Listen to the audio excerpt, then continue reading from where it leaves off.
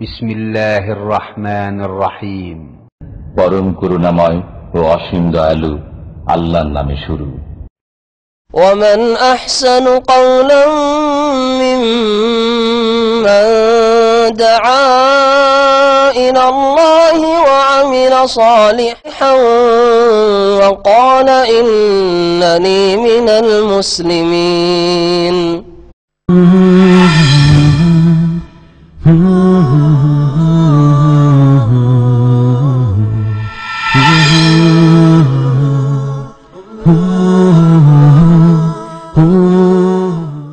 أعوذ بالله من الشيطان الرجيم. بسم الله الرحمن الرحيم. فلم تقتلوهم ولكن الله قتلهم وما رميت إذ رميت ولكن الله رمى وليبلي المؤمنين منه بلاء حسنا إن الله سميع عليم. ذلكم وأن الله موهن كيد الكافرين. إن تستفتحوا فقد جاءكم الفتح وإن تنتهوا فهو خير لكم وإن تعودوا نعد ولن تغني عنكم فئتكم شيئا ولن تغني عنكم فئتكم شيئا ولو كثرت وأن الله مع المؤمنين. يا أيها الذين آمنوا أطيعوا الله ورسوله ولا تولوا عنه وأنتم تسمعون. ولا تكونوا كالذين قالوا سمعنا وهم لا يسمعون. إن شر الدواب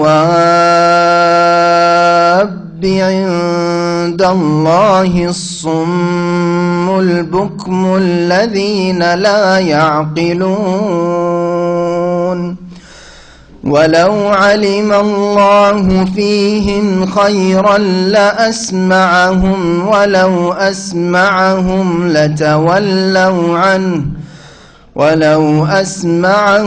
لتولوا عنه وهم معرضون.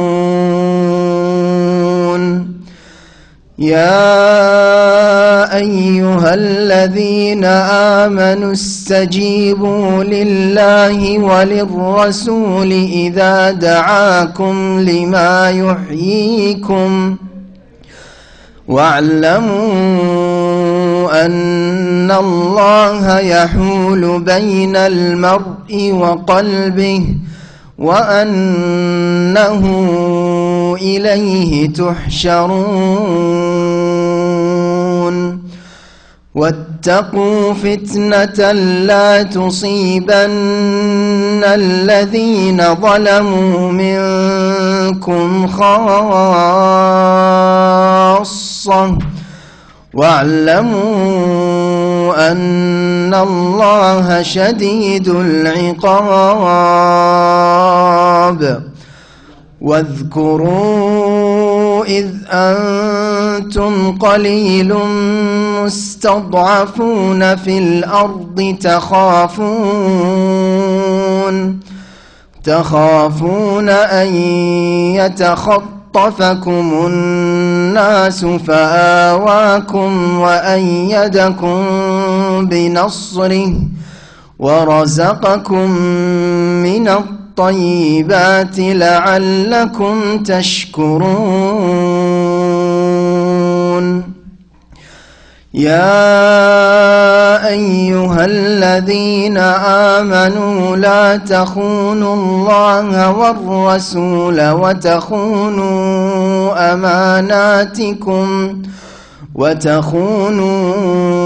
أماناتكم وأنتم تعلمون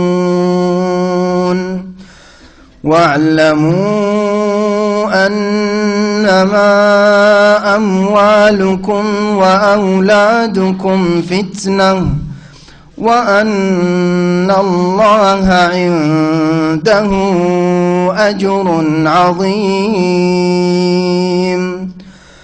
يا أيها الذين آمنوا إن تتقوا الله يجعل لكم فرقانا ويكفر عنكم سيئاتكم ويغفر لكم والله ذو الفضل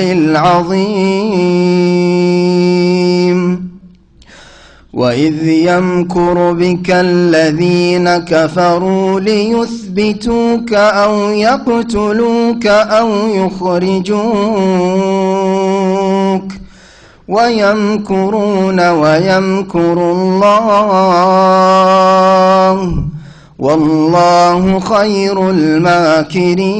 الماكرين وإذا تتلى عليهم آياتنا قالوا قد سمعنا لو نشاء لقلنا مثل هذا إن هذا إلا أساطير الأولين وإذ قالوا اللهم إن كان هذا هو الحق من عندك فأمطر علينا حجارة من السماء أو ائتنا بعذاب أليم وما كان الله ليعذبهم وأنت فيهم وما كان الله معذبهم وهم يستغفرون السلام عليكم ورحمة الله وبركاته بسم الله الرحمن الرحيم الحمد لله رب العالمين والصلاة والسلام على سيد المرسلين نبينا محمد وعلى آله وصحبه أجمعين أما بعد فأعوذ بالله من الشيطان الرجيم فلم تقتلوهم ولكن الله قتلهم وما رميت إذ رميت ولكن الله رمى وليبلي المؤمنين منه بلاء حسنا إن الله سميع عليم ذلكم أن الله موهن كيد الكافرين মহান আল্লাহর সমস্ত প্রশংসা যে আল্লাহ পাক রব্বুল আলামিন সর্বশক্তিমান। আল্লাহ পাক রব্বুল আলামিন যাকে যতটুকু তৌফিক দান করেন তাই মানুষের দ্বারা আল্লাহ পাকের মখলুক দ্বারা করা সম্ভব হয়। আর আল্লাহ পাক যদি কাউকে কোনো কাজের তৌফিক না দান করেন তাহলে মানুষের সীমিত শক্তি দিয়ে কোনো কিছুই করতে পারে না।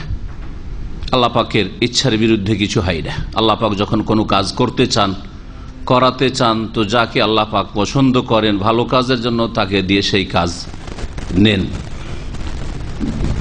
আমাদের তাফসীর সূরাতুল আনফাল থেকে হচ্ছে। আজকে দ্বিতীয় পর্ব শুরু হবে আয়াত নম্বর 17 থেকে। সূরা আনফালের মূল বিষয়বস্তু গত সপ্তাহে বলেছিলাম বদরের যুদ্ধ। এই সম্পর্কে ধারাবাহিক আলোচনা আরও চলবে। বদর যুদ্ধ সম্পর্কে বদরের নাম দিয়ে আল্লাহ পাক রব্বুল আলামিন সূরা আলে ইমরানের আয়াত নম্বর 123-এও আলোচনা করেছেন। অর্থাৎ বদর যুদ্ধের ঘটনা সূরা আলে ইমরানের কয়েকটি আয়াতেও আল্লাহ পাক বর্ণনা করেছেন। সেখানে আয়াত নম্বর 123-এ আল্লাহ পাক ইরশাদ করেছেন ওয়ালাকাদ নাসারাকুমুল্লাহু বিবাদরিন ওয়া আনতুম আযিল্লাহ।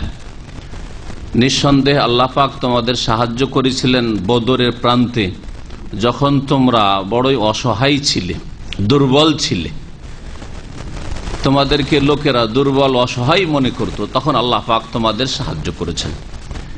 এরপরে কয়েকটি আয়াতে বদর সম্পর্কে আলোচনা আছে। সুতরাং যারা কোরআনের আলোকে ইসলামের প্রথম যুদ্ধ সম্পর্কে জানতে চান তারা সূরা আলে ইমরানের কয়েকটি আয়াতের তাফসীর পড়ে নেবেন, আর সূরা আনফালের আয়াতগুলির তাফসীর পড়বেন। এখানে আল্লাহ পাক রব্বুল আলামিন বদরের একটি অবস্থার কথা উল্লেখ করেছেন আয়াত নম্বর 17 বা তারপরে। আল্লাহ পাক বলছেন, ফালাম তাকতুলুহুম, হে নবী মুহাম্মদ সাল্লাল্লাহু আলাইহি ওয়াসাল্লাম এবং তার সাথী সঙ্গীরা, কারণ বহু বচন দিয়ে সম্বোধন করা হয়েছে, সুতরাং এখানে শুধু নবী করিম সাল্লাল্লাহু আলাইহি ওয়াসাল্লামকে সম্বোধন করা হয়নি, তার সাথে সাহাবায়ে কেরাম রাদিয়াল্লাহু আনহুম তাদেরকেও সম্বোধন করা হয়েছে। আল্লাহ পাক বলছেন, তোমরা এই কাফেরদেরকে, মক্কার মুশরিকদেরকে হত্যা করোনি, ওয়ালাকিন্নাল্লাহ কাতালাহুম, তবে প্রকৃত অর্থে আল্লাহ পাকই নিজেই তাদেরকে হত্যা করেছেন। তোমরা আসলে হত্যা করনি, আল্লাহ পাক তাদেরকে হত্যা করেছেন। এখানে আল্লাহ পাক রব্বুল আলামিন যে সৃষ্টিকর্তা এবং আল্লাহ পাকের তৌফিক ছাড়া কোন বান্দা তার ক্ষমতা দিয়ে কিছুই করতে পারে না, এ কথা বোঝানো হয়েছে। এর মানে এই নয় যে সাহাবায়ে কেরামরা অস্ত্র ধারণ করেননি, আঘাত হানেননি, সবগুলি কাফের ফেরেশতাদের হাতেই নিহত হয়েছে, এরকম বিষয় নয়। এর অর্থ হচ্ছে যে যদি আমি না চাইতাম তাহলে তাদেরকে তোমাদের এই দুর্বল অবস্থায় হত্যা করা সম্ভব হতো না, তোমাদের দ্বারা এদেরকে হত্যা করা, এদেরকে পরাজিত করা সম্ভব হইতো না। ফালাম তাকতুলুহুম, তোমরা এই কাফেরদেরকে হত্যা করনি, ওয়ালাকিন্নাল্লাহ কাতালাহুম, তবে সত্যিকার অর্থে আল্লাহ তাদেরকে হত্যা করেছেন। ওমা রামাইতা ইয রামাইতা, আর যখন তুমি নিক্ষেপ করেছিলে, তুমি নিক্ষেপ করনি, যখন তুমি নিক্ষেপ করেছিলে। ভালো করে লক্ষ্য করবেন আয়াতটি, কারণ এই আয়াত দ্বারা যেমন অসংখ্য আল্লাহর বান্দা মানুষ, আদম সন্তান হেদায়েত পেয়েছে, তেমন বহু মানুষ পথভ্রষ্ট হয়েছে, গুমরাহ হয়েছে, ভ্রান্ত আকীদা এখান থেকে নেওয়ার চেষ্টা করেছে, আর এর মাধ্যমে তারা বড় একটা কুফরি আকীদায় লিপ্ত হয়েছে। সেই জন্য বলছি যে একটু ভালো করে কোরআনের শব্দগুলি, অর্থগুলি শুনবেন। ওমা রামাইতা, তুমি নিক্ষেপ করনি, ইজ রামাইতা, যখন তুমি নিক্ষেপ করেছিলে। তার মানে আল্লাহ পাক একথা বলতে চাইছেন যে তুমি নিক্ষেপ করেছিলে। ইজ রামাইতা মানে কি? তুমি যখন নিক্ষেপ করেছিলে। তাহলে নবী করিম সাল্লাল্লাহু আলাইহি সাল্লাম নিজে স্বয়ং নিক্ষেপ করেছিলেন। তারপরে আল্লাহ বলছেন ওমা রামাইতা, তুমি নিক্ষেপ করনি। তার মানে তাহলে কথাটা বুঝতে হবে, একেবারে নবী সাল্লাল্লাহু আলাইহি সাল্লাম করেন নাই এটাও না, আর নবী সাল্লাল্লাহু আলাইহি সাল্লাম সবকিছুই করেছেন এটাও না।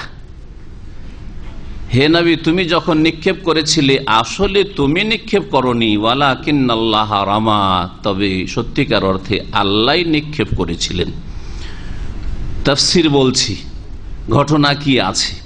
ওয়ালাইয়ুবলিয়াল মুমিনিনা মিনহু বালাআন হাসানা, আর যাতে করে আল্লাহ পাক এই বদরের যুদ্ধের মাধ্যমে মুমিনদেরকে তার পক্ষ থেকে, মিনহু তার পক্ষ থেকে সুন্দরভাবে পরীক্ষায় উত্তীর্ণ করেন। বালা মানে পরীক্ষা, কিন্তু এখানে পরীক্ষার ফলাফল, রেজাল্টকে বোঝানো হয়েছে। এই জন্য পরীক্ষায় উত্তীর্ণ করেন, পরীক্ষায় সফলতা দান করেন বললাম। তাফসীরকাররা বলছেন যে এখানে সফলতাকে বোঝানো হয়েছে। আল্লাহ পাক চেয়েছিলেন যে বদরের যুদ্ধের মাধ্যমে মুমিনদেরকে ভালো সফলতা দান করবেন। ইন্নাল্লাহ সামিউন আলিম, নিঃসন্দেহে আল্লাহ পাক রব্বুল আলামিন সর্বশ্রোতা, সবকিছু শোনেন। আলিমুন, সর্বজ্ঞ, সবকিছুই তিনি জানেন। যালিকুম, এই বদরের সাহায্য কেন নেমে এসেছিল? এই জন্য যে ওয়া আন্নাল্লাহ মুহিনু কাইদিল কাফিরিন, নিঃসন্দেহে আল্লাহ পাক রব্বুল আলামিন কাফেরদের ষড়যন্ত্রকে নস্যাৎ করতে চান। মুহিন ইসিম ফাইলের সেগা আওহানা থেকে, আওহানা মানে কমজোর করে দেওয়া, দুর্বল করে দেওয়া।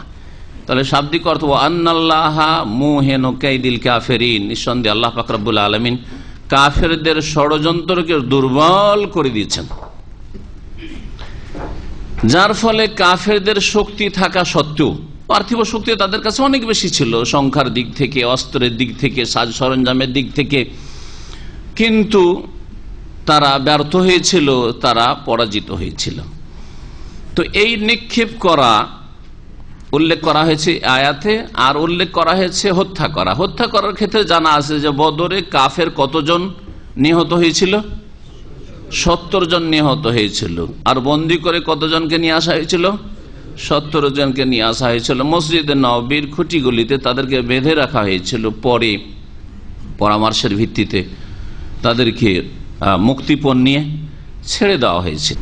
আর নিক্ষেপ করার যে বিষয়টি রয়েছে সেটা ছিল নবী করিম সাল্লাল্লাহু আলাইহি সাল্লামের হাতে কিছু বালি নিয়ে, এক মুষ্টি বালি নিয়ে কাফেরদের দিকে নিক্ষেপ করে দেওয়া। কাফেরদের সংখ্যা কত ছিল? 1000। এক মুষ্টি বালি 1000 লোকের প্রত্যেকের মুখের ভিতরে ঢুকিয়ে দেওয়া, আর প্রত্যেকের চোখে ঢুকিয়ে দেওয়া, আর প্রত্যেকের চেহারায় গিয়ে পড়া। এটা কার কাজ? এটা আল্লাহর কাজ। বাকি নিক্ষেপ করা, আসল নিক্ষেপ করাটা কে করেছিলেন? রাসূলুল্লাহ নিক্ষেপ করেছিলেন, এক মুষ্টি বালি অবশ্যই নিক্ষেপ করেছিলেন। সেই জন্য আল্লাহ পাক বলছেন যে তুমি যখন নিক্ষেপ করেছিলে এটা আসলে তুমি নিক্ষেপ করনি, অর্থাৎ তুমি নিক্ষেপ করলে যতদূর সাধারণ মানুষের শক্তিতে ক্ষমতায় যায়, হ্যাঁ, এক মুষ্টি বালি অতদূর যেত, কিন্তু প্রত্যেকের চোখে মুখের ভিতরে কথা বলতে পারছে না, কেউ কারো কাছে সাহায্য চাইবে তো মুখের ভিতরে যদি ঢুকে যায় বালি, তাহলে কথা ঠিকভাবে করতে পারবেন না। চোখে এমন হয়ে বালি পড়েছে, কেউ কাউকে দেখতে পাচ্ছে না, সামনে কি হচ্ছে না হচ্ছে, চোখ নিয়ে পেরেশান। এইভাবে আল্লাহ পাক তাদেরকে পরাজিত করেছে। আর তারপরে তাদের অস্ত্র চলতে শুরু হইল মুজাহিদিন সাহাবায়ে কেরামদের, আর দ্রুত তারা পরাজয় স্বীকার করল। এই মর্মে আল্লামা ইবনে কাসির রাহমাতুল্লাহ আলাইহি বলছেন তাফসীর ইবনে কাসিরে যে সুম্মা ক্বালা তাআলা লিনবিহি সাল্লাল্লাহু আলাইহি ওয়াসাল্লাম আইযান ফি শানিল কবজাতি ওয়া কুবজাতি মিনাত তুরাব। নবী করিম সাল্লাল্লাহু আলাইহি ওয়াসাল্লামকে আল্লাহ পাক রব্বুল আলামিন সম্বোধন করে বলছেন ওই এক মুষ্টি ধুলি বা বালি সম্পর্কে, আল্লাতী হাসাবা বিহা ওজুহাল কাফিরিন ইয়াউমা বদরিন, যা বদরের দিনে কাফেরদের চেহারায় মুখমণ্ডলে নবী সাল্লাল্লাহু আলাইহি ওয়াসাল্লাম ছুঁড়েছিলেন। হিনা খারাজা মিনাল আরিশ, কোন সময় ছুঁড়েছিলেন? যুদ্ধ শুরু হওয়ার পূর্বেই। যুদ্ধ শুরু হওয়ার পূর্বে নবী করিম সাল্লাল্লাহু আলাইহি ওয়াসাল্লামের জন্য একটি বিশেষ জায়গা তৈরি করা হয়েছিল, যেটাকে আরিশ বলা হয়েছে। এখনো বদর যদি দেখতে যান তো ওখানকার স্থানীয় লোকেরা আরিশ, আনুমানিক তারা বলে এই জায়গায় বা এই কাছাকাছি এই জায়গাতে আরিশ ছিল। আরিশ নবী সাল্লাল্লাহু আলাইহি ওয়াসাল্লামের জন্য একটি ছাউনি বা একটি তাঁবু লাগানো ছিল, যেখানে নবী করিম সাল্লাল্লাহু আলাইহি ওয়াসাল্লাম অবস্থান করছিলেন আর আল্লাহ পাকের কাছে খুব একগ্র চিত্তে দোয়া করছিলেন, খুব একগ্র চিত্তে খুশুর সাথে, হুজুর সাথে আল্লাহ পাকের কাছে দোয়া করছিলেন। আবু বকর সিদ্দিক রাদিয়াল্লাহু তাআলা আগে দোয়া করছেন, ওমর দোয়া করছেন, সবাই সাহাবায়ে কেরাম দোয়া করছেন। যুদ্ধের আগে দোয়া করেছেন। গত সপ্তাহে বলেছি যে মুমিনদের সফলতার জন্য দুটো শক্তি জরুরি, দুনিয়ার দুটো শক্তি জরুরি। একটা শক্তি হচ্ছে পার্থিব শক্তি, পার্থিব উপায়, আর একটা হচ্ছে দ্বীনি উপায় বিজয়ের জন্য, সেটা হচ্ছে দোয়া করা আল্লাহ পাকের কাছে। এটা আপনার কর্ম, দোয়া করাটা কার কর্ম? আপনার কর্ম একজন মুমিন হিসাবে। সুতরাং আপনাকে দুনিয়ার সফলতার জন্য দোয়ার মেহনত করতে হবে, আর আপনার যতটা আল্লাহ পাক বল রেখেছে, ক্ষমতা রেখেছে, ততটা আপনাকে প্রয়োগ করতে হবে, ব্যবহার করতে হবে। এই দুটো শক্তির মাধ্যমে মুসলিম উম্মাহ বিজয়ী হইতে পারে। আল্লাহ থেকে সম্পর্কহীনতার অবস্থায় কখনো বিজয় লাভ করবেন না, যা বর্তমান মুসলিমদের অবস্থা। বর্তমান মুসলিমদের অবস্থা, কারণ আল্লাহর সাথে সম্পর্ক এদের অনেকের বা অধিকাংশ ছিন্ন হয়ে গেছে, আর অনেকের একেবারে নামে মাত্র সম্পর্ক রয়েছে। অনেকের সম্পর্ক হয়েছে ভ্রান্ত পথে, শিরক বিদআতের পথে আল্লাহর সাথে সম্পর্ক কায়েম করতে চায়, রাসূলের তরিকায় সম্পর্ক কায়েম করতে চায় না। এইরকম অবস্থা রয়েছে। অল্প কিছু লোক রয়েছে যারা রাসূলুল্লাহ সাল্লাল্লাহু আলাইহি ওয়াসাল্লামের দ্বীনের উপর রয়েছে। তো এই অবস্থায় কি করে সাহায্য আসতে পারে? আল্লাহর সাথে প্রথম সম্পর্ক মজবুত করতে হবে, যার তরফ থেকে সাহায্য নেমে আসতে পারে। ওমান নাসরু ইল্লা মিন ইনদিল্লাহ, সাহায্য একমাত্র আল্লাহর পক্ষ থেকে আসে, কোরআনে কারিমে আল্লাহ পাক বলেছেন। সুতরাং তার সাথে যদি সম্পর্ক খারাপ হয় তাহলে কি করে সাহায্য নেমে আসবে? বলছেন আল্লামা ইবনে কাসির রাহমাতুল্লাহ আলাইহি তাফসীরে যে হিনা খারাজ মিনাল আরিশ, আরিশ থেকে যখন বেরোলেন, বাদা দুআইহি ওয়া তাদাররুহি ওয়া ইস্তিকানাতিহি, নবী সাল্লাল্লাহু আলাইহি ওয়াসাল্লাম দুয়ার পরে, একগ্রতার পরে এবং আল্লাহ অসহায়তা প্রকাশের পরে, ফারামাহুম বিহা, ওই এক মুষ্টি বালি তাদের দিকে ছুড়ে দিলেন। ওয়াকাল, আর বললেন, শাহাতিল ওজুহ, কাফেরদের মুখমণ্ডল চেহারাগুলি বিকৃত হয়ে যাক। সুম্মা আমারা আসহাবাহু আন ইয়াসদুকুল হামলাতা ইসরাহা, তারপরে সাহাবায়ে কেরামগণকে নির্দেশ দিলেন যে তোমরা অন্তরের সততার সাথে একসাথে এদের উপর হামলা করা, আক্রমণ করা। ফাফআলু, সাহাবায়ে কেরাম তাই করলেন। ফাআওসালাল্লাহু তিলকাল হাসাবা ইলা আয়ুনিল মুশরিকিন, ফাআওসালাল্লাহু তিলকাল হাসবা ইলা আয়ুনিল মুশরিকিন, আল্লাহ পাক রব্বুল আলামিন ওই এক মুষ্টি বালি মুশরিকদের চোখের ভিতরে পৌঁছে দিলেন। ফালাম ইয়াবকা আহাদুম মিনহুম ইল্লা নালাহু মিনহা মা শাগালাহু আন হালিহি, এমন কোন মুশরিক ছিল না 1000-এর মধ্যে যে তাকে এই এক মুষ্টি বালির যে অংশটুকু তার চোখে পড়েছে ব্যস্ত করে দেয়নি, চোখ নিয়ে ব্যস্ত হয়ে গেছে। ওয়ালিহাযা ক্বালা তাআলা, এই জন্য আল্লাহ পাক বলছেন যে তুমি নিক্ষিপ্ত করেছিলে, কিন্তু আমার রামাই, তোমার নিক্ষেপ দ্বারা এই কাজ হইতো না যদি আমি স্বয়ং আল্লাহ তা না করতাম। ওমা রামাইতা ইয রামাইতা ওয়ালাকিন্নাল্লাহ রামাহ। এই তো আয়াতের তাফসীর ছিল। একটি গোমরাহ দল এই আয়াত থেকে একটি কুফরি আকীদা আর দলিল প্রমাণ পেশ করার চেষ্টা করেছে, সেটা হচ্ছে ওয়াহদাতুল ওজুদের আকীদা। ওয়াহদাতুল ওজুদ বুঝেন? হ্যাঁ, ওয়াহদাতুল ওজুদ মানে কি? হ্যাঁ, ওজুদ মানে হচ্ছে অস্তিত্ব, আর ওয়াহদা মানে এক। তো তাদের কাছে এর ব্যাখ্যা হচ্ছে যে খালেক এবং মাখলুকের কোনো ভিন্নতা নেই, সর্বেশ্বরবাদ, সবকিছুতে ঈশ্বর রয়েছে। ওয়াহদাতুল ওজুদ হচ্ছে সবকিছুতেই আল্লাহ রয়েছে। এখান থেকেই জনসাধারণের মাঝে, জনসাধারণ তো বুঝে না, মোটা খায় মোটা বোঝে, তাদের যদি জিজ্ঞেস করেন আল্লাহ কত, বলে সর্বত্র বিরাজমান, সবকিছুতে বিরাজমান। তো ওয়াহদাতুল ওজুদেরই তো কথা, সবকিছুতে আল্লাহ রয়েছে, সবকিছুতে আল্লাহ রয়েছে। তাহলে সবকিছুতে যখন আল্লাহ রয়েছে, তো আল্লাহ পাক রব্বুল আলামিন সত্তাগত দিক থেকে, তারা বলছে সত্তাগত দিক থেকে, এমন নয় যে আল্লাহ পাক জ্ঞানের দিক থেকে, ক্ষমতার দিক থেকে, আল্লাহ পাক রব্বুল আলামিন মুমিনদের হেফাজতের দিক থেকে, সুরক্ষার দিক থেকে, বিজয় দানের দিক থেকে, সাহায্য দানের দিক থেকে, এইসব বলছে না। তারা বলছে আল্লাহ সত্তাগতভাবে সর্বত্র বিরাজমান, সবকিছুতে বিরাজমান। সবকিছুতে যে বিরাজমান, তো খোলা জায়গায় তো বিরাজমান, পাক জায়গায় তো বিরাজমান, না পাক জায়গায় তো বিরাজমান, পিলারের মধ্যে বিরাজমান, মানুষের মধ্যে বিরাজমান, নবীর মধ্যেও বিরাজমান। সুতরাং হে নবী, তুমি যখন নিক্ষেপ করলে, তুমি না, তোমার ভিতরে আল্লাহ, তুমি আল্লাহ, আল্লাহ আর তোমাতে কোনো পার্থক্য নেই, আল্লাহ নিক্ষেপ করেছেন।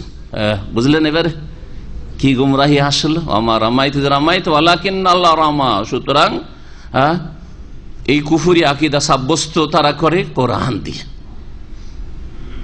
কোরআন দিয়ে। অথচ আল্লাহ পাক কোরআনে কারীমে অনেক জায়গায় ইরশাদ করেছেন, একটি জায়গায় নয়, যে রহমান কোথায়, আল্লাহ কোথায়। আর রহমান আলাল আরশি ইস্তাওয়া, আল্লাহুল্লাযী খালাকাস সামাওয়াতি ওয়াল আরদা ফি সিত্তাতি আইয়ামিন সুম্মা ইস্তাওয়া আলাল আরশ। আমেনতু মান ফিস সামাই, তোমরা কি ভয় করো না সেই সত্তাকে যিনি ফিস সামাই, আকাশে রয়েছেন। তো সত্যগত দিকে আল্লাহ পাক আকাশের ওপরে, সৃষ্টির ভিতরে না। আল্লাহ তিনি সৃষ্টিকর্তা, শুধু মানুষের সৃষ্টিকর্তা না, আসমান জমিনের সৃষ্টিকর্তা, আসমান জমিন সবকিছুরই সৃষ্টিকর্তা, তাই না? তো আল্লাহ যদি কোন সৃষ্টির মাঝে থাকেন, তাহলে আল্লাহকে তার মাখলুক সৃষ্টিতে ঘিরে রয়েছে, এটা অসম্ভব কথা। তাহলে আপনি আল্লাহু আকবার কেন বলছেন? আরে তাকবীর, নামাজ, আল্লাহু আকবার না বললে হয় না। আপনার হজ আল্লাহ আকবার না হইলে হয় না, আপনার পাথর মারা কঙ্কর মারা হজে গিয়ে আল্লাহ আকবার না বললে হয় না, ঠিক না? আপনার তওয়াফ করা আল্লাহ আকবার না হইলে আপনার হাজ আসওয়াদ থেকে তওয়াফ শুরু হয় না। আল্লাহ আকবার আল্লাহ আকবার, আল্লাহ আকবার মানে কি? আকবারও ইসিম তাফজিলের শেখ, মানে আকবার মিন কুল্লি শাই, সবকিছুর চাইতে বড়। তাহলে আল্লাহ যদি তার সৃষ্টির মাঝে, তাহলে সৃষ্টি আল্লাহকে ঘিরে আছে, পরিবেষ্টন করে আছে, তাহলে আল্লাহ আকবার কেন বলছেন আপনি? আল্লাহ শুধু গুণের দিক থেকে বড় না, সব দিক থেকে আল্লাহ পাক রব্বুল সবকিছুর চাইতে বড়। আল্লাহ হচ্ছেন সৃষ্টিকর্তা, আর বাকি সবকিছু হচ্ছে আল্লাহর মখলুক, সৃষ্টি। তারপর আল্লাহ পাক রব্বুল বলছেন ইন তাস্তাফতিহু ফাকাদ জাআকুমুল ফাতহ। বদরের যুদ্ধে যখন কাফেররা পরাজিত হইল, আল্লাহ পাক রব্বুল আলামিন এই আয়াত নাযিল করে কাফেরদের সম্বোধন করছেন। আগের আয়াতে ছিল কারাকে সম্বোধন, আয়াতগুলি বুঝতে হবে। যদি ধারাবাহিক যদি সবগুলি একই দলকে সম্বোধন করেন তাহলে ভুল তাফসীর হয়ে যাবে। আগের আয়াত ফালাম তাকতুলুহুম, হে নবী এবং নবীর সাথীরা তোমরা তাদেরকে হত্যা করনি, তাহলে সম্বোধন কাদেরকে রয়েছে? মুমিনদেরকে, তাই না? নবী করিম সাল্লাল্লাহু আলাইহি ওয়াসাল্লাম এবং মুমিনদেরকে। কিন্তু ইন তাস্তাফতিহু আয়াত নম্বর 19-এ এখানে সম্বন্ধ রয়েছে কাফেরদের দলকে, আবু জাহাল এবং তার সাথী সঙ্গীদেরকে। ইন তাস্তাফতিহু ফাকাদ জাআকুমুল ফাতহ, হে মক্কার মুশরিক কাফেররা, তোমরা যদি বিজয় কামনা করে থাকো, চেয়ে থাকো এর পূর্বে, ফাকাদ জাআকুমুল ফাতহ, দেখলে আজকে বিজয় চলে এসেছে, বিজয় চলে এসেছে। ওয়াইন তানতাহু ফাহুয়া খায়রুল লাকুম, আর তোমরা যদি এখনো বিরত হয়ে যাও, যা করেছো অপরাধ, এখন যদি সতর্ক সাবধান হয়ে যাও, ফাহুয়া খায়রুল লাকুম, সেটাই তোমাদের জন্য কল্যাণকর হবে। ওয়াইন তাউদু নাউদ, আর তোমরা যদি আবার ফিরে আসো, পুনরাবৃত্তি করো, যে আবার কিসের পুনরাবৃত্তি করা? কুফরির, শিরকের, পাপের, অথবা বলবেন যে আবার ইসলামের বিরুদ্ধে লড়াইয়ের, বদরে আবার যদি আসো, ওয়াইন তাউদু ইলা কিতালিল মুসলিমিন ইলাল কিতাল জিদ্দান নবী সাল্লাল্লাহু আলাইহি ওয়াসাল্লাম, নবী করিম সাল্লাল্লাহু আলাইহি ওয়াসাল্লামের বিরুদ্ধে, সাহাবায়ে কেরামদের বিরুদ্ধে, ইসলামের বিরুদ্ধে যদি লড়ার জন্য যদি আবার আসো নাও, তাহলে আমিও তোমাদের জন্য এইরকমই বদরের মতো শাস্তি নিয়ে ফিরে আসব। বদরে যেমন তোমাদেরকে লাঞ্ছিত অপদস্থ করলাম, ওই রকমই শাস্তি নিয়ে আবার ফিরে আসব। ওয়ালান তুগনিয়া আনকুম ফিআতুকুম শাইআ, আর কখনো তোমাদের দল, তোমাদের জনবল তোমাদের কোনো কাজে আসবে না। তোমরা মনে করছো আমরা মেজরিটিতে আছি, সংখ্যাগরিষ্ঠ, আমাদের শক্তি বেশি, মুহাম্মাদের আছে কি, সে তো নির্বাসিত, তার আছে কে? কোনো কাজে আসবে না। সংখ্যা দিয়ে কখনো আল্লাহ পাক দিনকে শক্তিশালী করেন না। আল্লাহ যদি শক্তিশালী করে থাকেন মানুষের ইখলাসের ভিত্তিতে, মেহনত পরিশ্রমের ভিত্তিতে, আন্তরিকতার ভিত্তিতে, আল্লাহ পাকের সাহায্য নেমে এসছে আসমান থেকে। ওয়ালাউ কাসুরাত ওয়ালান তুগনি আনকুম ফিআতুকুম শাইআ, আর তোমাদের জনবল তোমাদের কোনো কাজে আসবে না যদিও তা সংখ্যাধিক্য হয়। ওয়ালাউ কাসুরাত, তার সংখ্যা অনেক বেশি হয়। ওয়ান্নাল্লাহ মাআল মুমিনিন, আর এটাও জেনে রাখো যে নিঃসন্দেহে আল্লাহ মুমিনদের সাথে রয়েছেন, বিশ্বাসীদের সাথে রয়েছেন, কাফেরদের সাথে না। মুওয়াহিদ তাওহীদ প্রতিষ্ঠাকারীদের সাথে রয়েছেন, মুশরিকদের সাথে না। নবীর অনুসারীদের সাথে রয়েছেন, নবীর বিরোধিতাকারীদের সাথে নয়। ওয়ান্নাল্লাহ মাআল মুমিনিন। তো এই আয়াতে বলা হয়েছে যে তোমরা যদি বিজয় চেয়ে থাকো তাহলে বিজয় এসে গেছে, বলতে কি বোঝানো হয়েছে? মক্কা থেকে যখন আবু জাহাল বেরিয়েছিল, তখন আবু জাহাল দোয়া করেছিল আল্লাহর কাছে, আল্লাহর অস্তিত্বে তারা বিশ্বাসী ছিল। তাই আজকালকার নাস্তিক চাইতে আবু জাহাল বড় অপরাধী ছিল না, বোঝা গেছে না? জি, আজকাল নাস্তিক বলছে আল্লাহ নেই, আল্লাহ আমাদের সৃষ্টি করেনি, আল্লাহকে মানুষে তৈরি করে নিয়েছে, মানে কল্পনা করে নিয়েছে। জি, তো আল্লাহকে তারা বিশ্বাস করতো, কিন্তু মোহাম্মদ যে ধর্ম নিয়েছে এটা আল্লাহর তরফ থেকে, এইটা বিশ্বাস করতো না, এটা মানা যাবে না, হতেই পারে না এটা। এই মর্মে হাদিস থেকে শোনাই, ইমাম জোহরি প্রখ্যাত তাবেঈ বর্ণনা করেছেন আব্দুল্লাহ বিন সালওয়া বিন সুআইর থেকে, আন্না আবা জাহলিন কালা ইয়াউমা বাদরিন, বদরের দিনে যখন বেরিয়ে এসেছিল বড় অহংকারের সাথে, তখন বলেছিল আল্লাহুম্মা আইয়ুনা কানা আকতালির রাহিমে ওয়া আতানা বিমা লা ইউরাফ আহিনহুল গাদা। হে আল্লাহ, তার মানে আল্লাহকে বিশ্বাস করতো, তাই না? আল্লাহর কাছে দোয়া করছে, কিন্তু অহংকারীকে আল্লাহ পাক তৌফিক দেন না। আইয়ুনা কান আক্তালির রাহিম, আমাদের মধ্যে মানে আমাদের মক্কাবাসী আর মুহাম্মদের দল, এই দুই দলের মাঝে যে সবচেয়ে বেশি আত্মীয়তার সম্পর্ক বিচ্ছিন্নকারী। মক্কার কাফেররা কি বলতে জানেন? যে মুহাম্মদ কি করেছে? আত্মীয়তার সম্পর্ক বিচ্ছিন্ন করেছে। ওর মতো পাপিষ্ঠ কেউ আছে?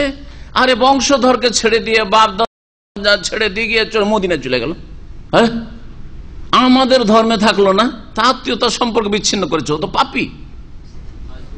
এই অর্থে দোয়া করছে। কি দোয়া করছে? আমাদের এই দুই দলের মাঝে যেই দল সবচেয়ে বেশি আত্মীয়তার বিচ্ছিন্নকারী মানে মুহাম্মদের দল বুঝাতে চেয়েছে সাল্লাল্লাহু আলাইহি সাল্লাম। ওয়া আতানা বিমা লা ইউরাফ, বা আতানা লিখেছে কিন্তু আতান, আমাদের কাছে নিয়ে এসেছে এমন কিছু যা অজ্ঞাত, আজব কথা নিয়ে এসেছে। এইরকম যদি ওই দল হয়, ফা আহেনহুল গাদা, আমাদের দুই দলের মধ্যে যেই দল বেশি সম্পর্ক বিচ্ছিন্নকারী আর এমন কিছু নিয়ে এসছে যেটা উদ্ভট, যেটা আসল সত্য নয়, সত্যের পরিপন্থী, ওই দলকে কি করো? সকালবেলা তুমি ধ্বংস করো, সকালবেলা ধ্বংস করো। আর সকালবেলা তারপরে শুরু হইল যুদ্ধ বদরের। আল্লাহ পাক এই দোয়া কবুল করে দিলেন। তাহলে বদরের যুদ্ধে মুমিনদের যে আল্লাহ পাক বিজয় দান করেছেন, কার দোয়া কবুল হয়েছে? আবু জাহেলেরও দোয়া কবুল হয়েছে। আবু জাহেলের দোয়া কবুল হয়েছে। অনেক হতভাগা আছে, দোয়া করে কিন্তু দোয়া তার বিপরীত দিকে যায়। হ্যাঁ, নিজের জন্য দোয়া না, কল্যাণে দোয়া না করে নিজের উপর অকল্যাণে দোয়া করে। এইরকম মূর্খতা শুধু আবু জাহেলের না, আমাদের মুসলিম সমাজে আছে। একটা ছেলে দুষ্টামি করছিল, আমাদের দেশের মহিলারাও করে, পুরুষরাও করে, অধৈর্যরা করে, দুষ্টামি করছিল, ঠিক না, বাড়িতে, আর তারপর আছাড় খেয়ে পড়ে গেছে। হ্যাঁ, কি বলে? ভালো হয়েছে, ভালো হয়েছে, মরলি না কেন? বলে না তো এটা বদদোয়া না? হ্যাঁ, তার মৃত্যু কামনা করলেন আপনি। তাহলে আল্লাহ পাক যদি এই কথাটি কবুলের সময় থাকে আর কবুল করে নেন, তাহলে কি অবস্থাটা হবে আপনার? আপনি কি চান আসল অন্তর থেকে যে আপনার ছেলেটির আছাড় খেয়ে মরে যাক অথবা হাত পা ভেঙে যাক? আর তোর হাত পা কেন ভাঙল? তুই বেঁচে আছিস। তা আকাঙ্ক্ষা আসলে কি অন্তর থেকে করছেন, কিন্তু জবানে এমন কথা বলছেন যেটা আপনি অন্তর থেকে চান না। এগুলো হচ্ছে আমাদের মুসলিম সমাজের অজ্ঞতা, যেটা জায়েজ নয়। তাহলে দোয়া কি করতে হবে? দুষ্টামি করলে আল্লাহ হেদায়েতের দোয়া করেন, আল্লাহ তুমি হেদায়েত করো, হ্যাঁ হেদায়েত করো, আল্লাহ একে শান্ত করে দাও, একে ভালো বানিয়ে দাও, এই ভালো দোয়াগুলি করেন। আল্লাহ পাকের আয়াত এখন বুঝতে পারলেন। আল্লাহ পাক সম্বোধন করে কাফের মুশরিকদের কি বলছেন? যে তোমরা যদি বিজয় চেয়ে থাকো, সেই দিন তো বিজয় চেয়েছিলে, ফাকাদ জাআকুমুল ফাতহ, তোমাদের কাছে বিজয় চলেছে। বিজয় চেয়েছিলে যারা বেশি সম্পর্ক ছিন্নকারী আত্মীয়তার, তাদেরকে ধ্বংস করো। তোমরা হচ্ছে আত্মীয়তার সম্পর্ক বিচ্ছিন্নকারী। রাসূলুল্লাহ সাল্লাল্লাহু আলাইহি ওয়াসাল্লামের সামান্যতম আত্মীয়তার কোনো খাতির রাখলে না, সেই জন্য আল্লাহ পাক তোমাদেরকে ধ্বংস করলেন। দেখো আজকে বিজয় চেয়েছিলেন, তাদের কল্পনায় ছিল যে বিজয় আমাদের ভাগে আসবে, বিজয় রাসূলুল্লাহ সাল্লাল্লাহু আলাইহি ওয়াসাল্লামের ভাগে গেল, কিন্তু বিজয় চলে এসছে। হয়েছে না হয়নি, হক বাতিল ফায়সালা।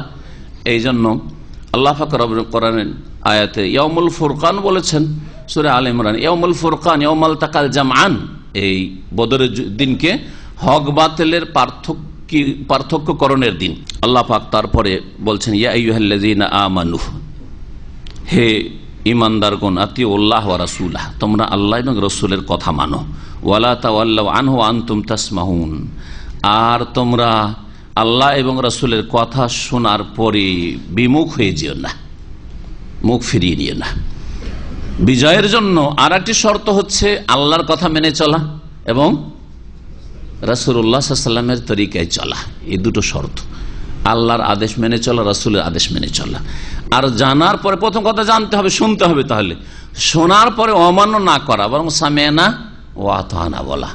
ওহদের যুদ্ধে যে ক্ষতিগ্রস্ত হয়েছিলেন সাহাবায়ে কেরামরা, কি জন্য ক্ষতিগ্রস্ত হয়েছিলেন এর আগে বলেছি যখন ওহদের কথা এসছে, কি জন্য?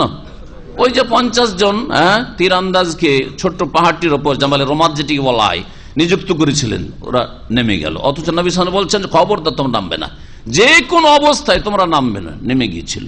এই একটি অপরাধের জন্য বিজয় হতে যাচ্ছে, আর তারপরে ক্ষতিগ্রস্ত হয়ে পড়লেন। যদিও পরাজিত সাহাবায়ে কেরাম হননি, ইসলামের পরাজয় হয়নি, কারণ এমনটা হয়নি যে সাহাবায়ে কেরামরা রণক্ষেত্র ছেড়ে পলায়ন করেছেন, এইরকম না।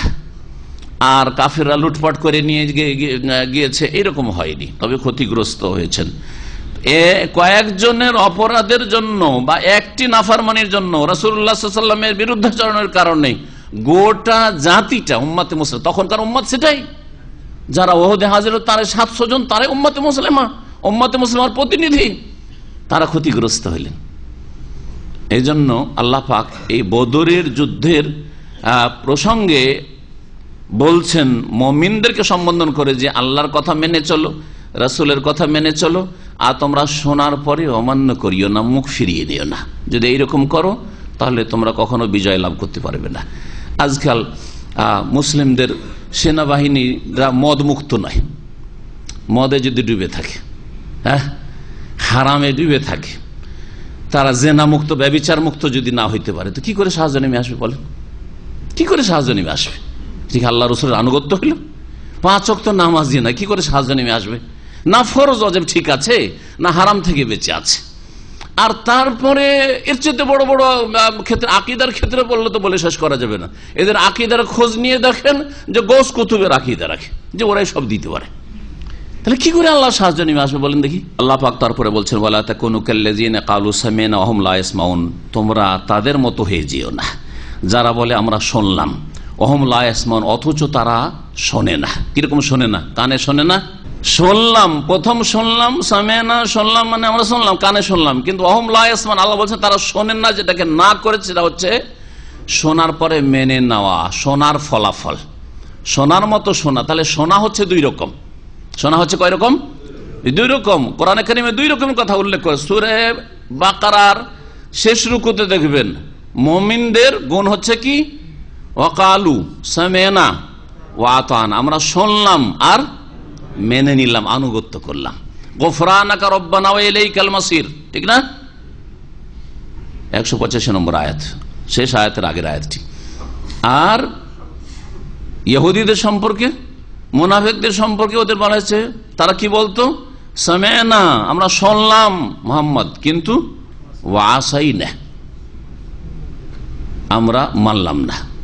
আতানার বিপরীত হচ্ছে আসাইনা, নাফরমানি করলাম, বিরুদ্ধাচরণ করলাম, মানা যাবে না। মুসা আলাইহিস সালামের জাতি বনি ইসরাঈলের বদচরিত্র, ইহুদিদের এই বদচরিত্র, সামি'না ওয়া আসাইনা। তো সামি'না ওয়া আসাইনা যখনই করেছে কোন উম্মত, তখনই সে উম্মত লাঞ্ছিত, অবদস্ত হয়েছে। শোনার পরে মানতে হবে, এটা হচ্ছে আসল শোনা। তাই আল্লাহ পাক বলছেন যে তোমরা ওদের মতো হয়ে যেও না, মুনাফিকদের মতো, যারা শুনেছে নবীর কথা। মদিনাকে শোনেনি মুনাফিকরা? সব আয়াত শুনতো, সব কথাই শুনতো, বসতো নবী সাল্লাল্লাহু আলাইহি ওয়াসাল্লামের সাথে, সাহাবায়ে কেরামদের সাথে, কিন্তু মানতো না, আসাই না, কাপড় ঝাড়া দিয়ে উঠে যেত, না মুহাম্মদের কথা মানা যাবে না। ইহুদিরাও এরকমই। 3টি গোত্র ইহুদিদের মদিনায় বসবাস করতো। নবী করিম সাল্লাল্লাহু আলাইহি ওয়াসাল্লাম তাদেরকে দিনের কথা শুনিয়েছেন, কিন্তু শুনেছে সামি'না ওয়া আসাইনা, নাফরমানি করেছে। আল্লাহ পাক যরিবাত আলাইহিম যিল্লাতু আইনামা সুকিফু, যেখানে ইহুদি জাতি থাক না কেন তাদের উপর আল্লাহ পাক লাঞ্ছনা অবধারিত করে দিয়েছে, লাগিয়ে দিয়েছে।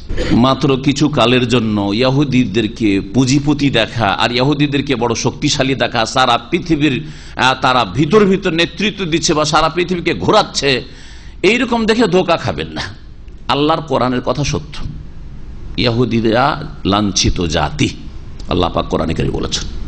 অবশ্যই লাঞ্ছিত হবে, কিন্তু তাদের সামনে তাদেরকে লাঞ্ছিতকারী কোন উম্মত তো আসতে হবে সামনে।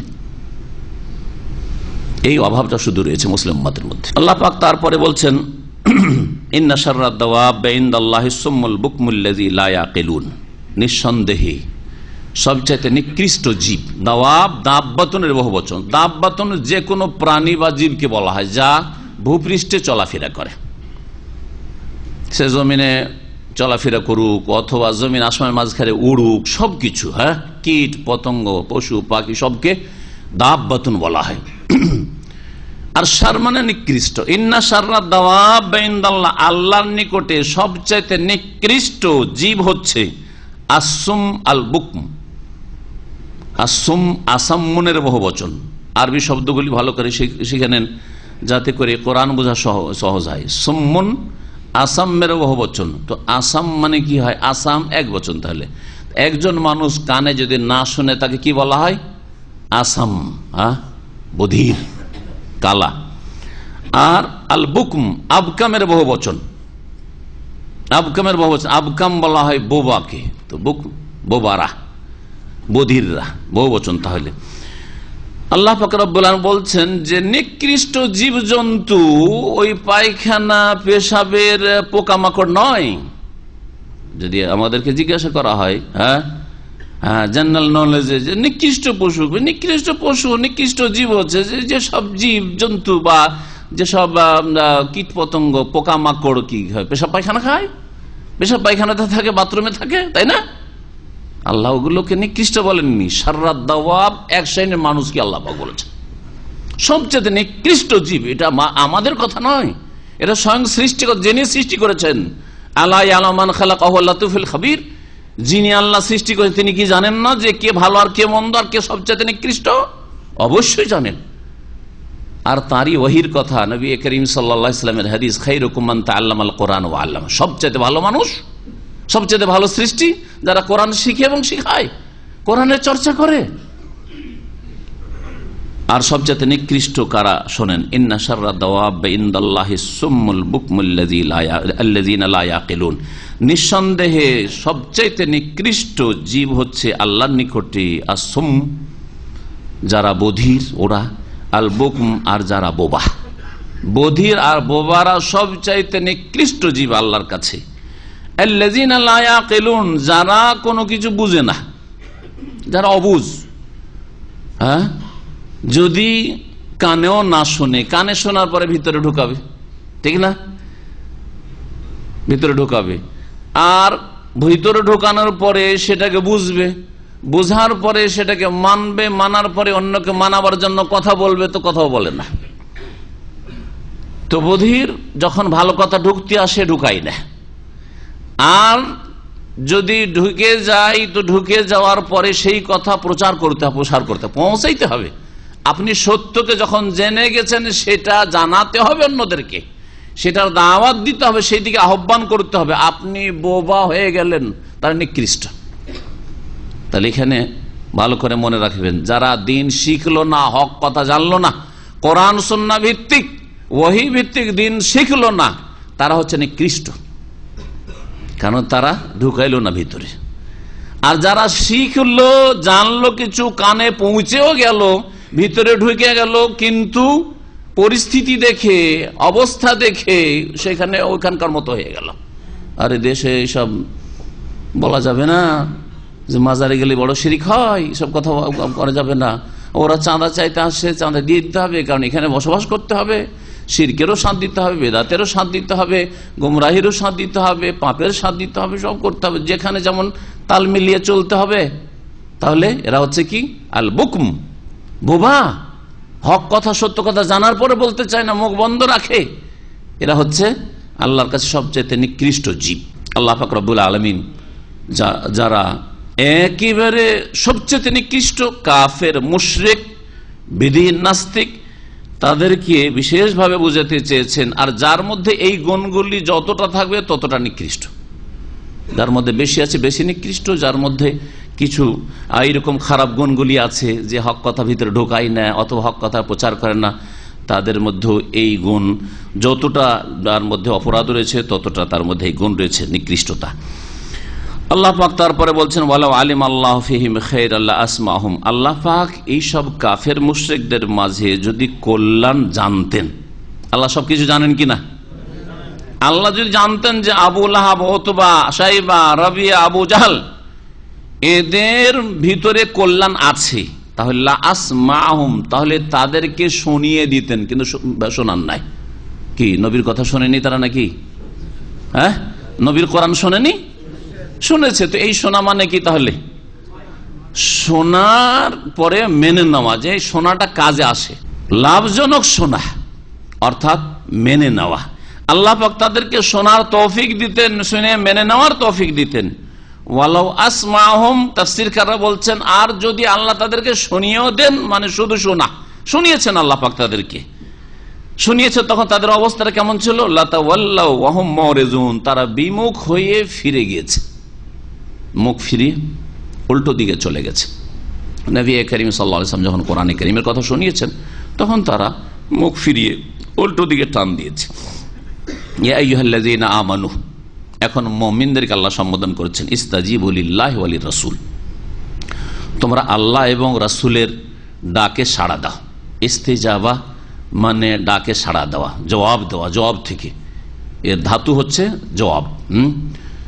তো ইস্তাজাবা মানে ডাকে সাড়া দেওয়া। জি, ইস্তাজিবু লিল্লাহি ওয়া লির রাসূল, আল্লাহ পাক যখন ডাক দেন, আল্লাহ পাকের ডাক কোথায় রয়েছে? কোরআনে কি ইয়া আইয়ুহাল্লাযীনা আমানু, এগুলো ডাক না? ইয়া আইয়ুহান নাস, এগুলো ডাক না? আমরা মানুষ, তো ইয়া আইয়ুহান নাস ডাকলেও মুমিন মুসলিম শামিল। আর ইয়া আইয়ুহাল্লাযীনা আমানু, হ্যাঁ, অধিকাংশ যে ইয়া আইয়ুহাল্লাযীনা আমানু, ইয়া আইয়ুহাল্লাযীনা আমানু বলা হয়েছে, তাতেও আমরা শামিল, তাই না? আর তারপর নবীকেও যদি সম্বোধন করে থাকেন আর সেই মাসলাটি নবীর সাথে খাস না, তাহলে আমরা নবীর উম্মত হিসাবে ইয়া আইয়ুহান নবীও বলে যদি ডাক দেন, সেটাও আমাদের জন্য সম্বোধন। তো কোরআনে কারীমে এইরকমই সম্বোধন আছে। মানব জাতির উদ্দেশ্যে আল্লাহ পাক কোরআন নাযিল করেছেন আর জিন জাতির জন্য। সুতরাং আকিমুস সালাহ আল্লাহ পাকের সম্বোধন না, আল্লাহর ডাক না। ওয়া আতুজ যাকাত আল্লাহর ডাক না। ইস্তাজিবু লিল্লাহি ওয়া লির রাসূল, তোমরা আল্লাহ এবং রাসূলের ডাকে সাড়া দাও। এজা দাআকুম, যখন তিনি তোমাদেরকে ডাকেন, আহ্বান করেন, লেমা ইউহয়িকুম, এমন বিষয়ের দিকে যা তোমাদের মধ্যে প্রাণ সঞ্চারিত করবে। আহয়া ইহি মানে হায়াত দান করা, এমন বিষয়ের দিকে যা তোমাদের মধ্যে প্রাণ সঞ্চারিত করবে।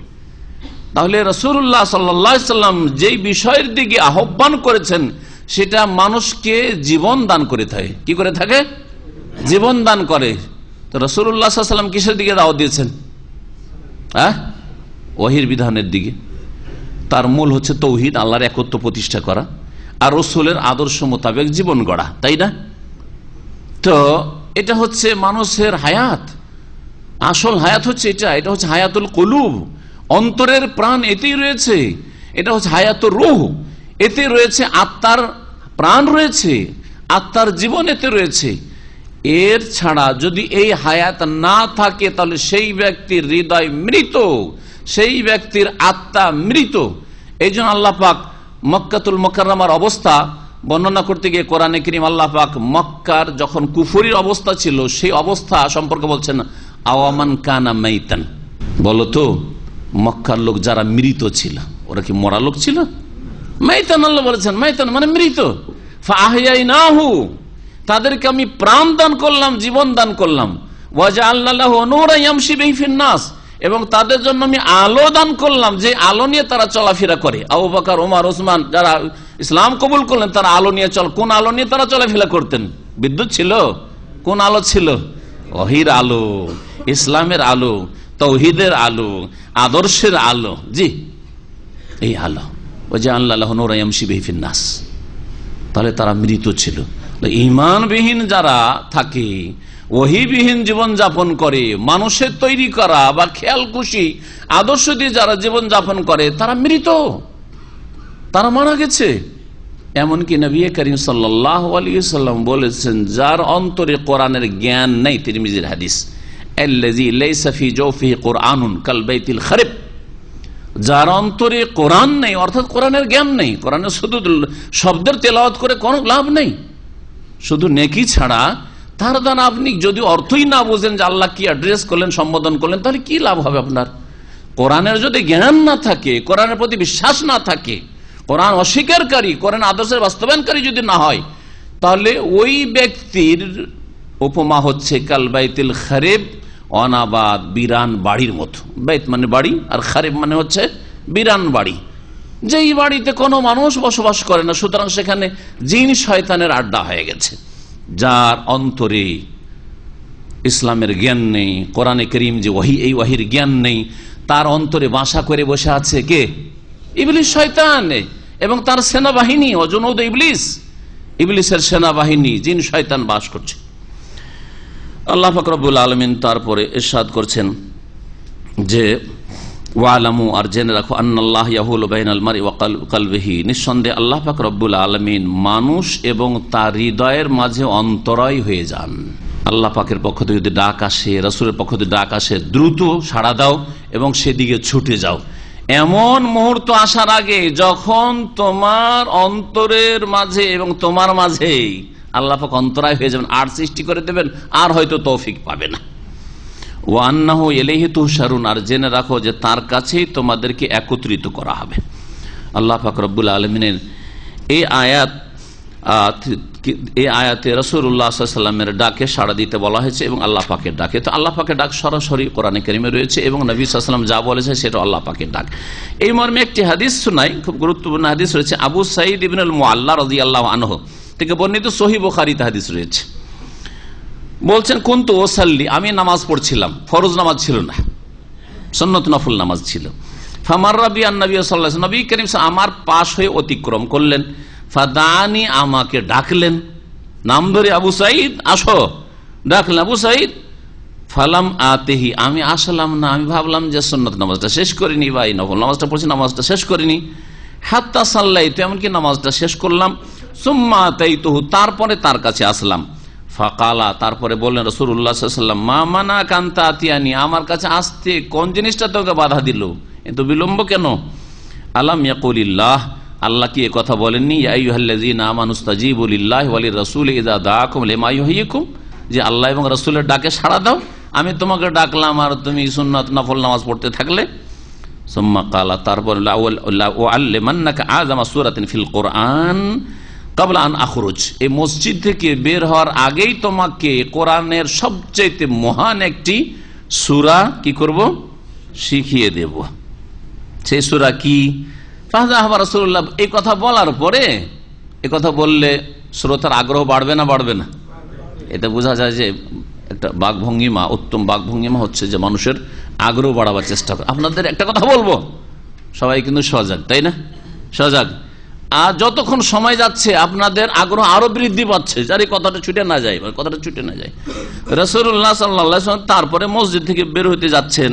ফাযাকারতু লাহু, তখন এই সাহেব বলছেন, আমি রাসূলুল্লাহ সাল্লাল্লাহু আলাইহি ওয়াসাল্লামের কাছে বিষয়টি স্মরণ করালাম। ওয়াকালা মুআয, তা সেটা কি ছিল? সেটা ছিল আলহামদুলিল্লাহ রাব্বিল আলামিন, মানে সূরা ফাতিহা হিয়া সাবউল মাসানি, এমন 7টি আয়াত বিশিষ্ট সূরা যা বারবার তেলাওয়াত করা হয়। মাসানি মানে বারবার তেলাওয়াত। বারবার কিসে তেলাওয়াত করা হয়? নামাজের প্রত্যেক রাকাতে তেলাওয়াত করা হয়, না হইলে নামাজ হয় না, এই জন্য মাসানি বলা হয়েছে। ওয়ালাকাদ আতাইনাকা সাবআম মিনাল মাসানি ওয়াল কুরআনাল আযীম, আল্লাহ পাক বলছেন, নিঃসন্দেহে নবী তোমাকে 7টি এমন আয়াত দান করেছি যা বারবার আবৃত্তি করা হয়, আর মহান কোরআন দান করেছি। আল্লাহ পাক রব্বুল আলামিনের রাসূল সাল্লাল্লাহু আলাইহি ওয়াসাল্লামের ডাকে সাড়া দেওয়া, দিনের ডাকে সাড়া দেওয়া, দিনের কাজে সাড়া দেওয়া। আজানটা কি আল্লাহর পক্ষ থেকে ডাক নয়? তো আজান হচ্ছে হাইয়া আলাস সালাম, মানে কি নামাজ জন্য এসো। হাইয়া আলাল ফালাহ মানে কি সার্বিক কল্যাণের জন্য এসো। তো আপনার কল্যাণের জন্য ডাকা হচ্ছে, আপনাকে আপনার মঙ্গলের জন্য ডাকা হচ্ছে। আর আপনি যদি শুয়ে থেকে যান, আপনি কাজে ব্যস্ত থেকে যান, আপনি কাজকর্ম বন্ধ করে ঘরে উঠে যান চা পানি করার জন্য, আবার যখন নামাজ শেষ হলো তখন নেমে আবার কাজ করা শুরু করলেন, তো এটা কি ইসলামের জীবন না মুসলিম জীবন? হ্যাঁ, আল্লাহর ডাকে সাড়া দিলেন, রসুলের ডাকে সাড়া দিলেন, কখনো সাড়া দিলেন না, তাহলে মৃত। মৃত যারা বেনামাজি তারা মৃত। আল্লাহ এবং রসুলের ডাকে সাড়া না দিলে মৃত, কারণ আল্লাহ এবং রসুলের ডাকে সাড়া দিলে হায়াত পাওয়া যায়। এবং এর জন্য দ্রুত এগিয়ে যেতে হবে। আল্লাহ পাক রব্বুল আলামিন তোমার মাঝে এবং তোমার অন্তরের মাঝে অন্তরায় হতে পারেন, এর মানে কি? এর একটি তাফসীর হচ্ছে যে মওত এসে যাওয়া। হতে পারে যে হঠাৎ করে তোমার মওত চলে আসতে পারে। আপনি হয়তো ভাবছেন যে এখন তো বয়স 25-30 হলো, যথেষ্ট সময় আছে। আমাদের দেশের মানুষরা কিন্তু এক এক লোক এক এক রকম। কেউ বলে যে রমজান আসলে তোবা করে নেব, নামাজ শুরু করে দেবো। আর যদি হজ করার একটা চান্স থাকে যে হজে যাবে 2-1 বছরের মধ্যে, তো এখানে যারা এসছে অনেকে বেনামাজি, বলে হজটা করলে নামাজটা ধরে নেব। করে না? করে না? হ্যাঁ। আবার যাদের মেয়েরা হয়তো সাবালিকা হইতে যাচ্ছে, এই শ্বশুর হইলে নামাজটা ধরে নেব, শ্বশুর হইলে দাড়ি ছেড়ে দেবো, বলে আমাদের দেশে অনেক লোক, তাই না? নিজের হাতে আছে নাকি? আল্লাহ কথা বলছেন যে শুনে রাখো ভালো করে, দ্রুত ডাকে সাড়া দাও। আল্লাহর ডাকে রসুলের ডাকে আর জেনে রাখো, না হলে তোমার মাঝে আর তোমার অন্তরের মাঝে আল্লাহ কি হয়ে যাবেন, অন্তরায় হয়ে যাবেন, মানে মৌতের পরোয়ানা পাঠিয়ে দিবেন। কখন মৌত চলে আসবে সংশোধনের সুযোগ পাবে না, আল্লাহ এবং রসুলের ডাকে সাড়া দেওয়ার আর তৌফিক হবে না। আর কেউ কেউ বলেছে আল্লাহ পাক রব্বুল আলামিন অন্তরায় হন, মানে আল্লাহ পাক রব্বুল আলামিন মানুষের অন্তরকে পরিবর্তন করে থাকেন, অন্তরে দ্রুত পরিবর্তন এসে থাকে। একই মানুষের কখনো অন্তরটা ভালো হয়ে যায়, কখনো অন্তরে খারাপ কথা শুধু আসতে থাকে। এই জন্য নবী করিম সাল্লাল্লাহু আলাইহি ওয়াসাল্লাম একটি হাদিস রয়েছে যে ইন্না কুলুবা ইবাদিহি বাইনা ইসবাআইন মিন আসাবিল্লাহ, আল্লাহ পাকের বান্দার অন্তর আল্লাহর দুই আঙ্গুলের মাঝখানে রয়েছে। ইউকাল্লিবুহা কাইফা ইয়াশা, আল্লাহ যেভাবে চান সেইভাবে কি করেন, তাতে পরিবর্তন ঘটিয়ে থাকেন। উল্টো পাল্টা করে থাকেন, কখনো এইদিকে কখনো ওই দিকে। আল্লাহ পাকের হাতে রয়েছে অন্তর, কখনো ভালোর দিকে আসে, ভালোর দিকে এসে দ্রুত এগিয়ে যান। আল্লাহ আপনার জন্য কল্যাণ চেয়েছেন, আপনি যদি মনে করেন যে না আচ্ছা ঠিক আছে মনটা একটু ভালো হয়েছে, ঠিক আছে আর কিছুদিন পর হয়তো আর সুযোগ আসবে না। এই জন্য নবী করিম সাল্লাল্লাহু আলাইহি ওয়াসাল্লাম একটি হাদিস সহিহ মুসলিমে রয়েছে, আর একটি তিরমিজিতে রয়েছে। নবী করিম সবচেয়ে বেশি যে দোয়াটি পড়তেন সেটা হচ্ছে আল্লাহ মুকাল্লিবাল কুলুব সাব্বিত কলবি আলা দীনিক, হে আল্লাহ অন্তরের পরিবর্তনকারী, সাব্বিত কলবি আমার অন্তরকে সুদৃঢ় করো, আলা দীনিকা তোমার দ্বীনের উপর। আর একটি riwayat রয়েছে আল্লাহ মুসাররিফাল কুলুব সাররিফ কুলুবানা আলা তাতে, হে অন্তরের পরিবর্তনকারী, সাররিফ কুলুবানা আমাদের অন্তরকে ফিরিয়ে দাও, অন্তরকে ফেরানোর মালিক, আমাদের অন্তরকে ফিরিয়ে দাও, সাররিফ কুলুবানা আলা তাআতিক তোমার আনুগত্যের উপর বা আনুগত্যের দিকে। ওয়াত্তাকু ফিতনাতান লা তুসিবান্নাল্লাযিনা যালামু মিনকুম খাসসা, আল্লাহ পাক আরো বলছেন মুমিনদেরকে সম্বোধন করে, আর প্রত্যেক মানুষকে সম্বোধন রয়েছে, তোমরা সেই ফিতনা থেকে বাঁচো। ফিতনা মানে এখানে দুনিয়ার বিপদ, দুনিয়ার শাস্তি, তোমরা সেই আযাব শাস্তি থেকে বাঁচাও নিজেকে। লা তুসিবান্নাল্লাযিনা যালামু মিনকুম খাসসা, যেই ফিতনা শুধুমাত্র তোমাদের মাঝে যারা জালেম অপরাধী তাদেরকেই স্পর্শ করবে না, তাদের উপর আপতিত হবে না, সকলকে শামিল করে নেবে সেই বিপদ। ওই বিপদ থেকে, ওই ফিতনা থেকে নিজেকে বাঁচাও। ওয়ালামু আর জেনে রাখো আন্নাল্লাহ শাদীদুল ইকাব, আল্লাহ পাক রব্বুল আলামিন কঠোর শাস্তিদাতা। তাহলে এই ফিতনা বা এই দুনিয়ার আযাবটা কি, যেই আযাবে শুধু জালেমরাই যে পতিত হবে এমন নয়, বরং সেই আযাব জালেমদেরকেও শামিল করবে, আর যারা সৎ লোক সলেহীন নেক লোক তাদেরকেও শামিল করে নেবে। এই আযাব হচ্ছে অসৎ লোকদের সংখ্যা বেড়ে যাওয়া, অসৎ লোকদের সংখ্যা বেড়ে যাওয়া আল্লাহর জমিনে, আর সৎ লোকেরা শুধু নিজেই সৎ হয়ে থেকে যাওয়া, নিজের মধ্যে সততাকে সীমাবদ্ধ করে দেওয়া, অন্যদেরকে ভালো কাজের উপদেশ দেওয়া, অন্যায় কাজে বাধা দেওয়া যে একটি ফরজ কাজ, এই কাজের এই গুরু দায়িত্ব পালন না করা। আল আমর বিল মারুফ ওয়ান নাহি আনিল মুনকার, অনেক ওলামারা বলেছেন, যেমন ইমানের 6টি পিলার আছে, আপনাদের জানা আছে না? এটা একটা নতুন কথা আপনাদের বলছি, যদিও দ্বিমত আছে যেটা ইসলামের পিলার কিনা। ইসলামেরও ওই রকম অনেকে 6 পিলার বলেছেন। 5টা পিলার তো জানা আছে হজ পর্যন্ত, তাই না? আর 6ষ্ঠ পিলার হচ্ছে আল আমর বিল মারুফ ওয়ান নাহি আনিল মুনকার। অনেকের মতে ভালো কাজের আদেশ দেওয়া ফরজ, আর অন্যায় কাজে বাধা দেওয়া ফরজ। কখনো কখনো ফরজে আইন প্রত্যেকের ওপর, যদি দেখেন যে অন্যায় আমার সামনে হচ্ছে আর কেউ জানছে না, তাহলে অন্যায় বাধা দেওয়া ফরজ, যা 3টা স্তর রয়েছে। আর অধিকাংশ সময় ফরজে কিফায়া, কয়েকজন আছেন অন্যায় বাধা দেওয়ার জন্য বা ভালো কাজের উপদেশ দেওয়ার জন্য, সবাই মুখ খুলতে হবে না, আপনাদের মধ্যে যে বেশি ভালোভাবে বুঝাইতে পারে বলতে পারে সে বলবে। এই কাজ যদি না হয় মুসলিম সমাজে, মুসলিম পরিবারে, মুসলিম শহরে, মুসলিম দেশে, আল্লাহর জমিনে, তাহলে আল্লাহ পাকের যখন আযাব নেমে আসবে তো আপনার সততা আপনাকে আল্লাহর আযাব থেকে রক্ষা করতে পারবে না। বাড়িতে আপনারা 5 ভাই আছেন আর বাপ মা আছে, বাপ মা মাশাআল্লাহ মুসল্লি, মানে তাহাজ্জুদ গুজার, আর হজ পয়সা আছে, কয়েক হজ করেছে। অনেক ভাইয়ের আজকাল এমন পয়সাওয়ালা আছে প্রতি বছর হজে আসে। গত বছর গেলাম, বেশ কিছু ভিআইপি দেখলাম যে গত বছর হজে আসে, এবার ওরাই হজে এসছে মাশাআল্লাহ। তাহলে হজে অভাব নেই। কিন্তু ওদের ছেলে মেয়েদের খবর নিয়ে দেখেন, নামাজে হয়তো 0। হ্যাঁ, মেয়েদের খবর নিয়ে দেখেন, হেজাব পর্দার ফরজে 0। দিন ইসলাম বাড়িতে নেই, সমাজে নেই। তাহলে এই ক্ষেত্রে যারা সৎ লোক তাদের কি দায়িত্ব? সৎ লোককে আরবিতে কি বলে জানেন? সলেহ, তাই না? সলেহ হওয়া নাজাতের জন্য যথেষ্ট না যতক্ষণ মুসলেহ না হবেন। সলেহ মানে নিজে শুধু ভালো হওয়া, আর মুসলেহ মানে নিজে ভালো হয়ে অন্যের সংস্কার করা, সংস্কারক হওয়া। তো মুসলেহীন হইতে হবে। আল্লাহ কোরআনে বলেছেন যে ওই জাতিকে আল্লাহ ধ্বংস করবে না যেই জাতি বা যেখানকার লোকেরা, যেখানে যে জনপদের লোকেরা ও আহলুহা মুসলিহুন, সংস্কারক। তাহলে আপনি একা ভালো মানুষ, আপনার মেয়ে সাবালিকা নামাজ পড়ে না, পর্দা করে না, আপনার ছেলে সাবালক নামাজ পড়ে না, নাজাত পাবেন না। শুধু জালেমদের উপর আপনার ছেলে মেয়ে যারা বেনামাজি তাদের উপর আযাব আসবে না, আপনার উপর আযাব আসবে। আপনার স্ত্রী তাহাজ্জুদ গুজার, খুব জিকির করে, আপনার তার উপর আযাব আসবে। এই হচ্ছে আজকে মুসলিমদের উপর আযাবের কারণ।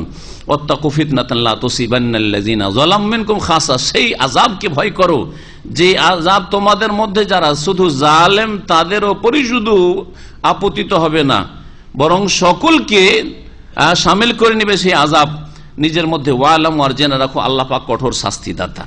এই মর্মে অনেকগুলি হাদিস রয়েছে, তার মধ্যে সহিহ বুখারীতে একটি হাদিস রয়েছে। নবী করিম সাল্লাল্লাহু আলাইহি ওয়াসাল্লাম একটি সুন্দর উদাহরণ দিয়েছেন মুসলিম সমাজের বা মুসলিম দেশের, মুসলিম পরিবারের, হ্যাঁ, কোন একটা প্রতিষ্ঠানের। কি উদাহরণ দিয়েছেন? যে একটা জলজাহাজের মতো, পানি জাহাজ। পানি জাহাজের 2 তলা আছে। হ্যাঁ, হাদিসটা নবী সাল্লাল্লাহু আলাইহি ওয়াসাল্লামের ভাষায় শোনায়। বলছে মাসালুল কাইম আলা হুদুদিল্লাহ ওয়াল ওয়াকি ফিহা ওয়াল মুদাহিন ফিহা, যারা আল্লাহর সীমানাকে রক্ষা করে আর যারা আল্লাহর সীমানা লঙ্ঘন করে, ওই ক্ষেত্রে শিথিলতা অবলম্বন করে, কামাসালে কওমিন, ওই সম্প্রদায়ের মতো, রাকিবু সাফিনাতান, একটা পানি জাহাজে তারা আরোহণ করলো, ফাসাবা বাদহুম আসফালাহু ওয়া বাদহুম আলাহা, একদল তো নিচু তলাতে ওরা সিট পেল, আর আরেক দল ওপর তলাতে সিট পেল। ফাকানাল্লাযিনা ফি আসফালিহা ইযাস্তাকাউল মাআ মাররু আলা মান ফাওকাহুম, নিচু তলাতে লোনা পানি আছে, সমুদ্র সফর করছে, ওপরে মিষ্টি পানি রাখা আছে। মিষ্টি পানি নেওয়ার জন্য নিচু তলার লোকেরা ওপর দিকে যায়, তখন ওরা বিরক্তি বোধ করে। হ্যাঁ, বিরক্তি বোধ করে। তখন এরা বলল যে তোমাদের পানি নেব না। মাররু আলা মান ফাওকাহুম ফাআযাউহুম, ওপরে যখন যাচ্ছিল তখন তারা কষ্ট পাচ্ছিল। বলছেন যে তখন তারা কি করলো, মন খারাপ করে বলল, ফাকালু লাউ খারাকনা ফি নাসিবানা খারকান, আমরা যদি আমাদের নিচেই ফুটো করে দিই, ওদের পানি নিবই না। ফাস্তাকাইনা মিনহা, সেখান থেকে পানি নিয়ে নেব। মিষ্টি পানি তো হইতে পারে, সফর নদীতেও সফর হইতে পারে। ওয়ালাম ইনুজে মান ফাওকান, আর ওপরের লোকদেরকে কেন কষ্ট দিতে যাব, নিচেই তো পানি আছে, আমাদের যথেষ্ট পানি আছে। ফাইন তারাকুহুম ওয়া আমরাহুম হালাকু জামিয়ান, তাদেরকে যদি ছেড়ে দেয় যে তোরা আদা খাবি স্বাদ পাবি। আজকাল বলে না ভালো মানুষরা কি বলে, সলেহীনরা, অনেকে সলেহীন আছে, তারা বলে তুই আদা খাবি, নামাজ পড়বি না, তুই স্বাদ পাবি। ছেলেকে বলছে, বউকে বলছে তুই পর্দা করবে না, বুঝতে পারবে তুই। হ্যাঁ, বুঝা গেছে। স্ত্রীকে বলছে যে ধর্মের ক্ষেত্রে জবরদস্তি নেই, আয়াতের ভুল বুঝাইট। ধর্মের ক্ষেত্রে অমুসলিমদের উপর জবরদস্তি নেই, ভালো করে শুনে রাখেন। লাইক রাফিদ্দিন মানে অমুসলিমদের উপর জবরদস্তি জায়েজ নয়, কিন্তু মুসলিম যে বলছে মুসলিম তার উপর অবশ্যই জবরদস্তি আছে। কে বলে জবরদস্তি নেই?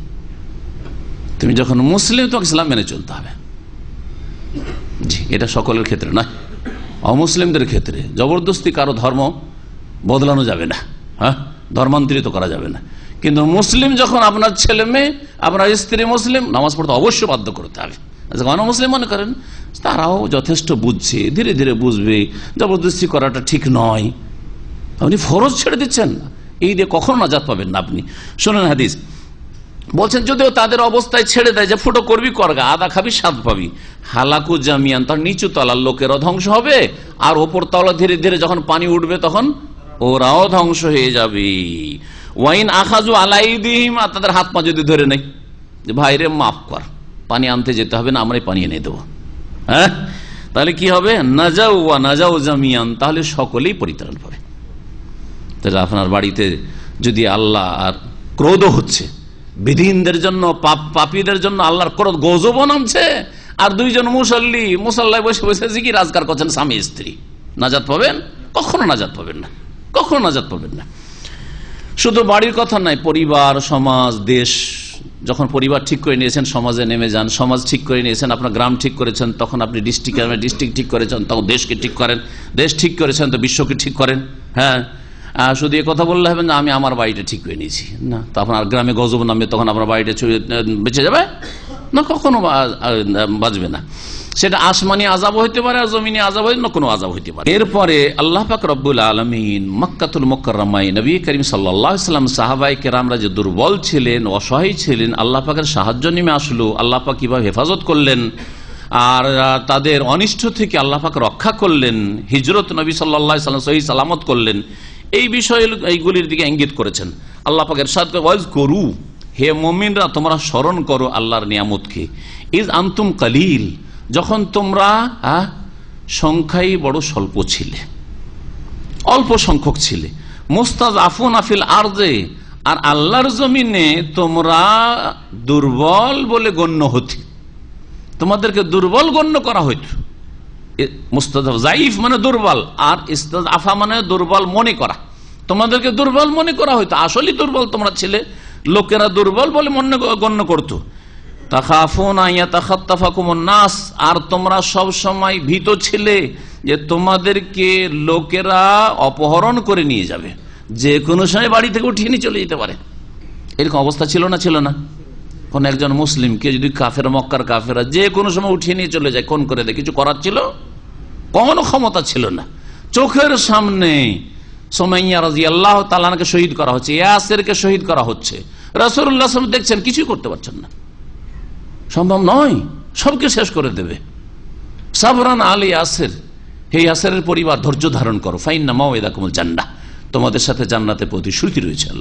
আল্লাহ পাক বলছেন যে এই যখন অবস্থা ছিল, ফাআওয়াকুম, আল্লাহ পাক তোমাদেরকে আশ্রয় দান করলেন নিজের রহমতের ছায়াতলে, ওয়া আইয়াদাকুম বিনাসরিহি, এবং তার সাহায্য দ্বারা তোমাদেরকে শক্তিশালী করলেন, ওয়া রাযাকাকুম মিনাত তাইয়্যিবাত, এবং তোমাদেরকে আল্লাহ ভালো পবিত্র রিজিক সমূহ দান করলেন। কোন দিকে ইঙ্গিত করা হয়েছে?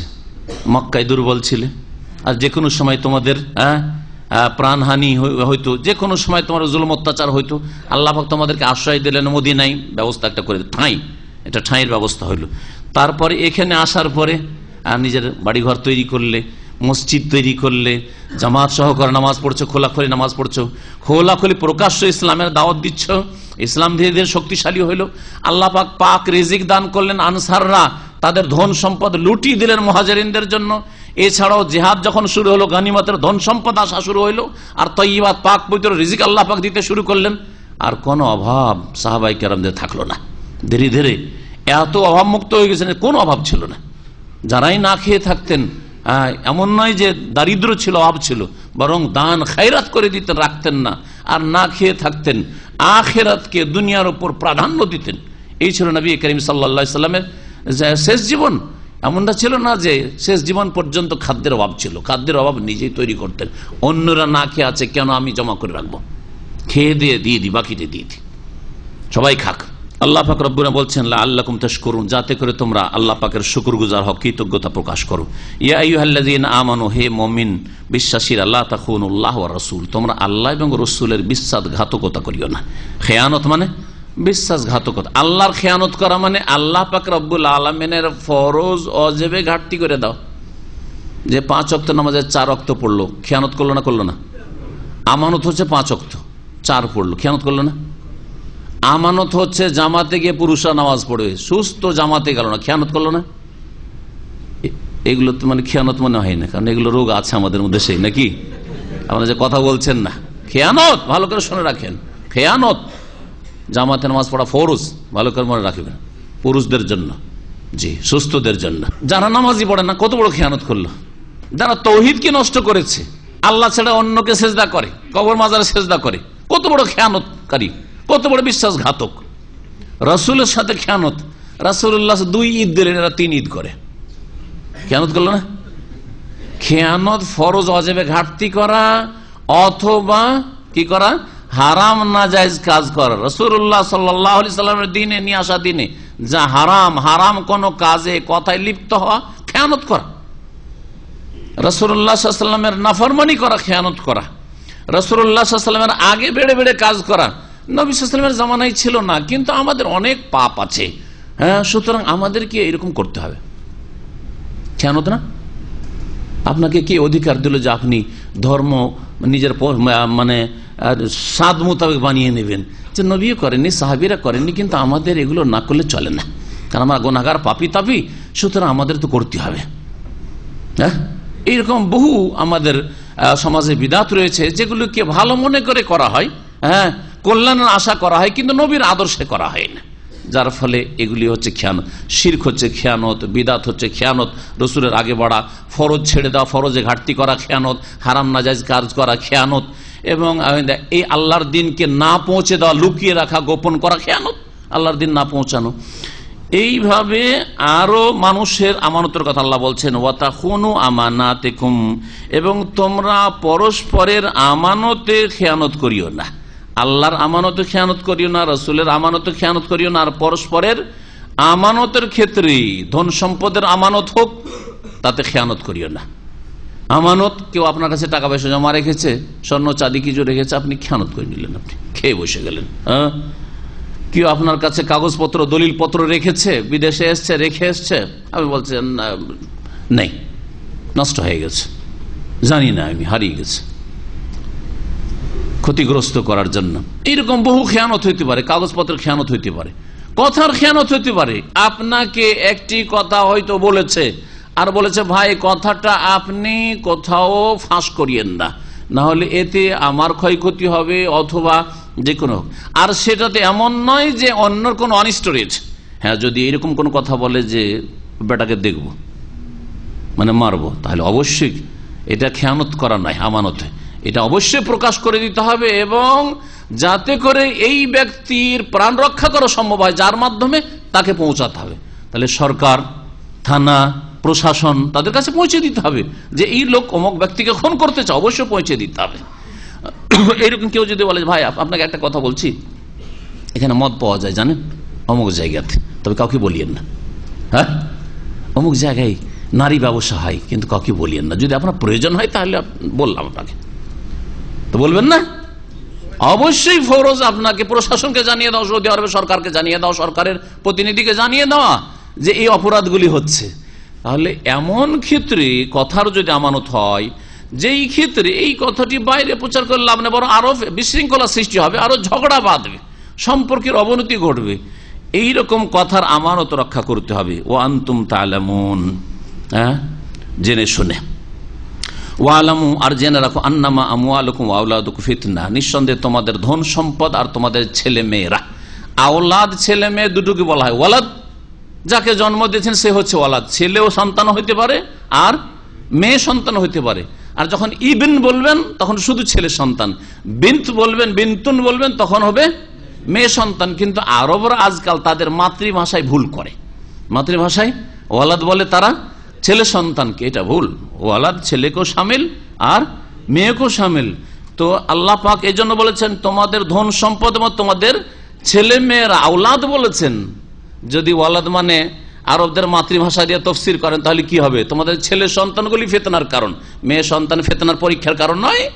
মেয়েকে বিয়ে দেওয়ার জন্য যৌতুক দিতে হবে, সেজন্য এখানে কফিলের হারাম চুরি করছে, হ্যাঁ, অথবা হারাম ব্যবসা করছে যে বেতন দিয়ে তো মেয়ের বিয়ে দিতে পারবো না, যৌতুক দিতে পারবো না, অনেক টাকা লাখ লাখ টাকা খরচ আছে, তখন হারাম ব্যবসা বাণিজ্য করছে, তো মেয়ের কারণে ফিতনায় পড়ে না। জেনে রাখো যে তোমাদের ধন সম্পদ এবং তোমাদের ছেলে মেয়েরা তোমাদের ফিতনার পরীক্ষার কারণ, এতে অধিকাংশ মানুষ ফেল করেছে।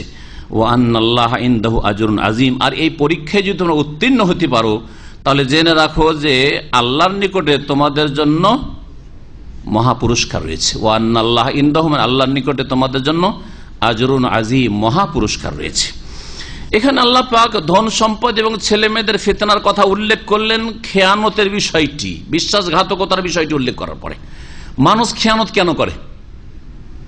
টাকা পয়সা ধার নিয়ে না দেওয়া, হাত ভারী করা, উধাও হয়ে যাওয়া, নম্বর চেঞ্জ করে দিলেন, হ্যাঁ, যে বাসায় থাকতেন বাসা থেকে আউট হয়ে গেলেন, যাদের টাকা দেওয়ার ইচ্ছা না থাকে এরকম করে। কেন করে? পয়সার ফিতনায় পড়েছে, পয়সার লোভ হয়ে গেছে বেশি। আর না হলে ছেলে মেয়েদের ফিতনায়। আমার ছেলে লেখাপড়া করার জন্য আজকাল তো সরকারি স্কুলে আর মাদ্রাসায়, গরিব মাদ্রাসায় পড়িয়ে তো হবে না, ভালো ভালো স্কুলে পড়াইতে একটা ছেলে পড়ে 10,000 20,000 টাকা মান্থলি খরচ হয়। এত টাকা আমার বেতন দিয়ে কি করে জুটাবো? তো ধার খরচ করি। হ্যাঁ, সবাই পাকা বাড়িতে বাস করে, আমি কাঁচা বাড়িতে কেমন করে বাস করি, টিনের বাড়িতে কেমন করে বাস করি, তো আমিও পাকা বাড়ি করি। বুঝা গেছে না? তো এইগুলির কারণে কি হয়ে যায়? মানুষ খেয়ানত করে। সেন আল্লাহ পাক খেয়ানত নিষেধ করছেন, আর তারপরে বলছেন খেয়ানত মানুষ করে, ধন সম্পদের ফিতনায় পড়ে আর ছেলে মেয়েদের ফিতনায় পড়ে। এটা বড়ই ফিতনা, পরীক্ষার কারণ। কিয়ামতের দিন অপদস্থ লাঞ্ছিত হবে আর জাহান্নামে যেতে হবে ছেলে মেয়েদের কারণে আর ধন সম্পদের কারণে। সুতরাং তোমরা নিজের লোভকে সংযত রাখবে আর তোমরা খেয়ানত করবে না। ইয়া আইয়ুহাল্লাযীনা আমানু, হে ঈমানদারগণ, ইন তাত্তাকুল্লাহ, যদি তোমরা আল্লাহকে ভয় করো, ইয়াজআল লাকুম ফুরকানা, তাহলে আল্লাহ পাক তোমাদের জন্য হক এবং বাতিল, সত্য আর মিথ্যার মাঝে পার্থক্যের সুব্যবস্থা করে দেবেন, পার্থক্যের আল্লাহ পাক তৌফিক দেবেন। ওয়া ইউকাফির আনকুম সাইয়্যাতিকুম, এবং তোমাদের গুনাহগুলিকে মোচন করে দিবেন। ওয়া ইয়াগফির লাকুম, এবং আল্লাহ পাক তোমাদেরকে ক্ষমা করে দেবেন। ওয়াল্লাহু যুল ফাদলিল আযীম, এবং আল্লাহ পাক রব্বুল আলামিন মহা অনুগ্রহকারী। এই আয়াতে আল্লাহ পাক কি বলতে চেয়েছেন? তাকওয়ার কথা, আল্লাহকে ভয় করার কথা। আল্লাহকে যদি তোমরা ভয় করো তাহলে আল্লাহ পাক কি করবেন? তোমাদের জন্য 4টি নিয়ামতের কথা উল্লেখ করা হয়েছে। ভালো করে শুনেন, কোরআন শুধু তরজমা যদি পড়ে চলে যান বুঝতে পারবেন না। এই ছোট্ট আয়াতটিতে 4টি নিয়ামত, 4টি পুরস্কারের কথা আল্লাহ পাক বলছেন। একটি কাজ করবেন 4টি নিয়ামত পাবেন। কাজটা কি? তাকওয়া। তাকওয়া মানে কি? আল্লাহর ভয়ে গুনাহ থেকে বেঁচে থাকা। আল্লাহর ভয়ে গুনাহ থেকে, শুধু গুনাহ থেকে বেঁচে থাকা না, গুনাহ থেকে বাঁচা যদি পুলিশের ভয়ে, প্রশাসনের ভয়ে, বাপের ভয়ে, মায়ের ভয়ে, তাহলে হবে না। হ্যাঁ, শরীর স্বাস্থ্য রক্ষার ভয়ে বিড়ি সিগারেট কেন খান না? শুনেছেন খুব ক্ষতি হতে, হ্যাঁ, সেই জন্য না, আল্লাহর ভয়। আল্লাহর ভয়ে যদি গুনাহ থেকে বেঁচে থাকেন, ফরজ ওয়াজিব হেফাজত করছেন আল্লাহর ভয়ে, হারাম নাজায়েজ থেকে বাঁচছেন আল্লাহর ভয়, এর নাম তাকওয়া। আল্লাহর দ্বীনের হেফাজত করছেন আল্লাহর ভয়ে, যে আল্লাহর কাছে জবাব দিতে হবে। তাহলে প্রথম পুরস্কার হচ্ছে যে আল্লাহ তোমাকে ভালো এবং মন্দের মাঝে পার্থক্যের ক্ষমতা দান করবেন, যার ফলে কখনো বিভ্রান্তির শিকার হয়ে জাহান্নামে যাবে না। 1। 2 নম্বর, আল্লাহ তোমাদের সাইয়্যাতগুলিকে মোচন করে দেবেন। তাফসীরকাররা বলছেন যে আল্লাহ পাক যদি জুনুব আর সাইয়্যা দুটো পাশাপাশি বলেন, তো সাইয়্যা হচ্ছে সাগীরা ছোট গুনাহ আর জুনুব হচ্ছে কাবীরা বড় গুনাহ। তাহলে 2টি শব্দ যখন ব্যবহার করা হয়েছে, ইউকাফির আর ইয়াগফির, তাহলে আল্লাহ ছোট গুনাহ মাফ করে দেবেন 2 নম্বর। হ্যাঁ, আর 3 নম্বর হচ্ছে বড় গুনাহ আল্লাহ মাফ করবেন তোমরা যদি পাপ থেকে বেঁচে থাকো। কাবিরা গুনাহ থেকে বেঁচে আছেন তাহলে কি হবে? যদি আগের গুলো থেকে থাকে তাহলে আপনার আগের যদি গুনাহ থেকে থাকে তো কাবিরাও মাফ হবে, আর তার সাথে সাথে সাগীরা গুনাহ তো দৈনিক মাফ হইতে আছে আপনার তাকওয়ার জীবনের কারণে। আর 4 নম্বর পুরস্কার হচ্ছে যে আল্লাহ মহা অনুগ্রহকারী, সুতরাং তিনি মহা পুরস্কার তোমাকে দিবেন, বড় পুরস্কার আল্লাহ পাক দান করবেন। আল্লামা আব্দুর রহমান সাদি রহমতুল্লাহ আলাইহি আয়াতের তাফসিরে এইভাবে তিনি তাফসির করেছেন যে একটি ভালো কাজ করেন তাকওয়া, 4টি নিয়ামত আল্লাহ পাক দেবেন। ওয়াইয ইয়ামকুরু বিকাল্লাযিনা কাফারু লিইউসবিতুকা আও ইয়াকতুলুকা আও ইখরিজুকা ইয়ামকুরুনা ইয়ামকুরুল্লাহ ওয়াল্লাহু খায়রুল মাকিরিন। নবী করিম সাল্লাল্লাহু আলাইহি সাল্লামের হিজরতের সময়ের কথা আল্লাহ পাক বলছেন, স্মরণ করো হে নবী মুহাম্মদ সাল্লাল্লাহু আলাইহি ওয়াসাল্লাম, তোমার সম্পর্কে যখন কাফেররা মক্কার ষড়যন্ত্রে লিপ্ত ছিল, লিউসবিতুকা তোমাকে বন্দী করার জন্য, আসবাতা ইউসবিতু মানে এখানে বন্দী করা, আও ইয়াকতুলুকা অথবা তোমাকে খুন করার জন্য, আও ইখরিজুকা বা তোমাকে মক্কা থেকে বহিষ্কার করার জন্য। নবী করিম সাল্লাল্লাহু আলাইহি ওয়াসাল্লামের হিজরতের পূর্ব মুহূর্তে মক্কার কাফের নেতারা দারুন নাদওয়া নামক একটি বৈঠকখানা তাদের ছিল, মিটিং হল, সেখানে তারা মিটিং এ বসছিল। মক্কার বড় বড় কাফের নেতারা যে কি করা যায়, মুহাম্মদ তো ধীরে ধীরে বেড়েই গেল, হিজরত করলেন নবুয়তের কত বছর পরে? 13 বছর পরে। 13 বছর ধীরে ধীরে লোক সংখ্যা মুসলিম বাড়তে আছে, আর তো একে সামলানো গেল না। বিভিন্ন রকম পন্থা দিয়ে আমরা চেষ্টা করলাম, প্রলোভন দিলাম, হেয় প্রতিপন্ন করলাম, ধমক দিলাম ইত্যাদি, আর জুলম অত্যাচার মেলা কিছু হইলো, কিন্তু কিছুতেই কিছু করা যাচ্ছে না, করতে হবে কি? শেষ একটা সিদ্ধান্ত নেওয়া যাক। একদল বলল যে একে দেশ থেকে বের করে দাও, মক্কা থেকে বের করে দাও, যাক কোথাও অন্য দেশে চলে যাক। আর এক দল বলছেন না, তো ওখানে গিয়ে তো আবার সংখ্যা বাড়িয়ে দিবে, দিয়ে আবার মক্কায় হামলা করবে কখন এসে, না এটা করা যাবে না। গেল, ওটাও নাক কষে। তাহলে কি করতে হবে? একে বন্দি করে রেখে দাও, যতদিন পর্যন্ত তার কাজ অঙ্গীকার না করবে আর এই কথা বলবো না, এইসব কথা বলবো না, আর কাউকে ইসলামের দাওয়াত দেবো না, ততদিনের মধ্যে একে বন্ধ রাখো, জেলে বন্ধ রাখো একে। এটাও করে কাজ হবে না, একদিন কখন বেরিয়ে যাবে, দলবল বাইরে তৈরি হয়ে যাবে, ওর মেলা শিষ্য তৈরি হয়ে গেছে, ওগুলো নিয়ে এসে ওকে ছাড়িয়ে নিয়ে চলে যাবে। তাই এটাও কাজ হবে না। তাহলে কি করতে হবে? তাহলে খুন করতে হবে। সিদ্ধান্ত হলো কি? মুহাম্মদকে খুন করতে হবে সাল্লাল্লাহু আলাইহি ওয়াসাল্লাম। আল্লাহ হেফাজত করলে কেউ খুন করতে পারে? ফেরাউন তো মূসাকে খুন করতে পারেনি। হ্যাঁ, ইউসুফ আলাইহিস সালাম ভাইয়েরা, হ্যাঁ, ইউসুফকে পারে নাই, পারে?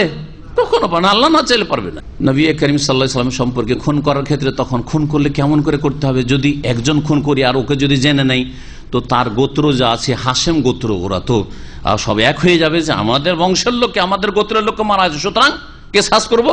জাহিলিয়াতের যুগে কেসাস ছিল, তাহলে তো ওকে তো খুন করে দেওয়া হবে খুনের বদল, তাহলে তো মুশকিল। আর একটা বলছে একটা ভালো একটা বুদ্ধি আবু জাহাল মালাউনি বুদ্ধি দিল। কি বুদ্ধি? যে আরো মক্কায় যতগুলি গোত্র আছে সব গোত্র থেকে একজন করে যুবক দাও, তোমার প্রতিনিধি একজন করে যুবক চাই, শক্তিশালী যুবক, সাহসী যুবক চাই।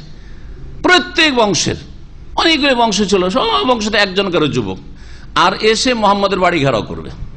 ঘেরাও করে রাত্রে দাঁড়িয়ে থাকে প্রস্তুত হয়ে, যেমনই সে বেরোবে বাড়ি থেকে, ফজর পড়ার জন্য যাবে, হ্যাঁ, বাড়ি থেকে বেরোবে তাকে খুন করে দিবে।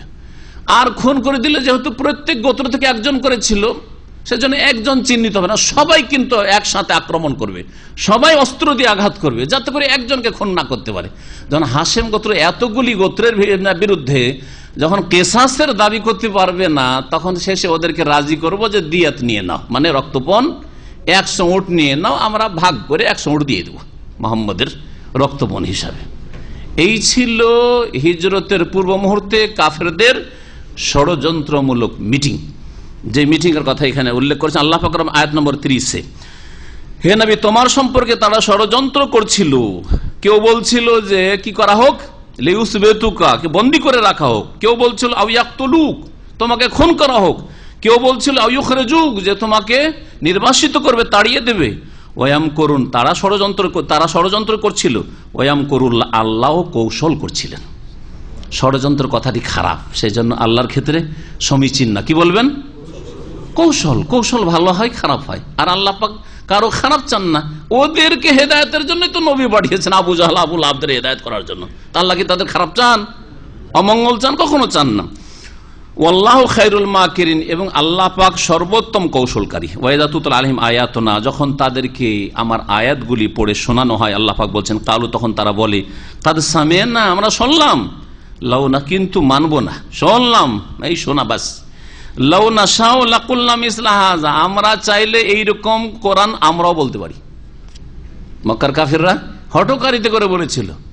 না হলে কোরআনে কারিমে 3 জায়গায় চ্যালেঞ্জ করা হয়েছে, তার মধ্যে একটি জায়গায় সূরা বাকারাতে রয়েছে, ওয়াইন কুনতুম ফি রাইবি মিম্মা নাযালনা আলা আবদিনা, আমার বান্দার উপর যা নাযিল করেছে এতে যদি সন্দিহান হও, যেটা আল্লাহর বাণী নয়, মুহাম্মদের তৈরি করা বা কেউ রচনা করে তাকে দিচ্ছে, ফাতু বিসূরাতিম মিসলিহি, একটা সূরা নিয়ে আসো, 10টি আয়াত নিয়ে এসো, 10টি সূরা নিয়ে এসো। এরকম ভাবে আল্লাহ পাক ওইরকম কোরআন নিয়ে এসো। এক জায়গায় কোরআনের কথা, আর এক জায়গায় 10টি সূরার কথা, আর এখানে 1টি সূরার কথা বলা হয়েছে। কিন্তু এই চ্যালেঞ্জের সামনে তারা দাঁড়াতে পারেনি। তারাও ভিতর ভিতর স্বীকার করত যে এইরকম অলঙ্কার পূর্ণ, শুধু শব্দের দিক থেকে, বাক্যের দিক থেকে নয়, অর্থের দিক থেকে।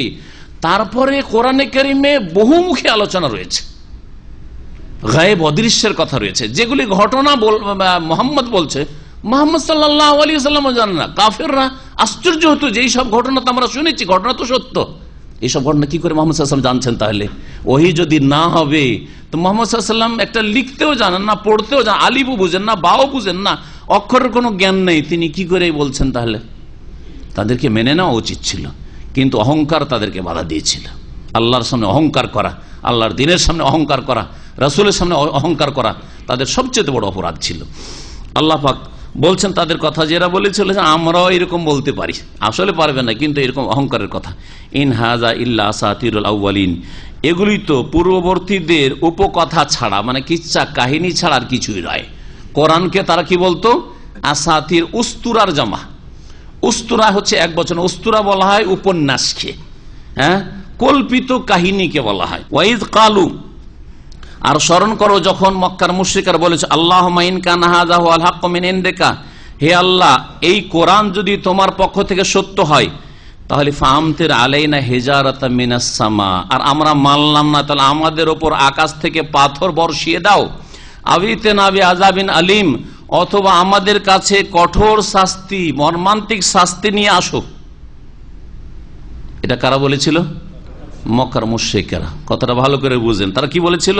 যে আল্লাহ কোরআন যদি সত্য হয় আর আমরা তো মানছি না, তাহলে পাথর বর্ষা দাও। তার মানে তাদের অন্তরে এ কথা শক্ত হয়ে বসেছে যে কোরআন মিথ্যা, কোরআন মুহাম্মদের বানানো, সত্য নয়, সুতরাং পাথর আকাশ থেকে বর্ষানো হবে না বা কঠোর শাস্তি আসবে না, আমরা পরাজয় স্বীকার করব না, আমরা হারবো না, এটাই না ছিল। অথচ একটু যদি, আরে তারা জাহেল, আর আবু জাহাল এই জন্য এত অজ্ঞতা, এখানে তো এইরকমও দোয়া করতে পারতো, আল্লাহ যদি কোরআন যদি সত্য হয় তোমার পক্ষ থেকে তাহলে আমাদেরকে সেটা মেনে নেওয়ার শক্তি দাও। কত সুন্দর কথা হইতো। আল্লাহ দোয়াটা শুনতেন না? শুনতেন না? হ্যাঁ, লাঞ্ছিত করতেন কি?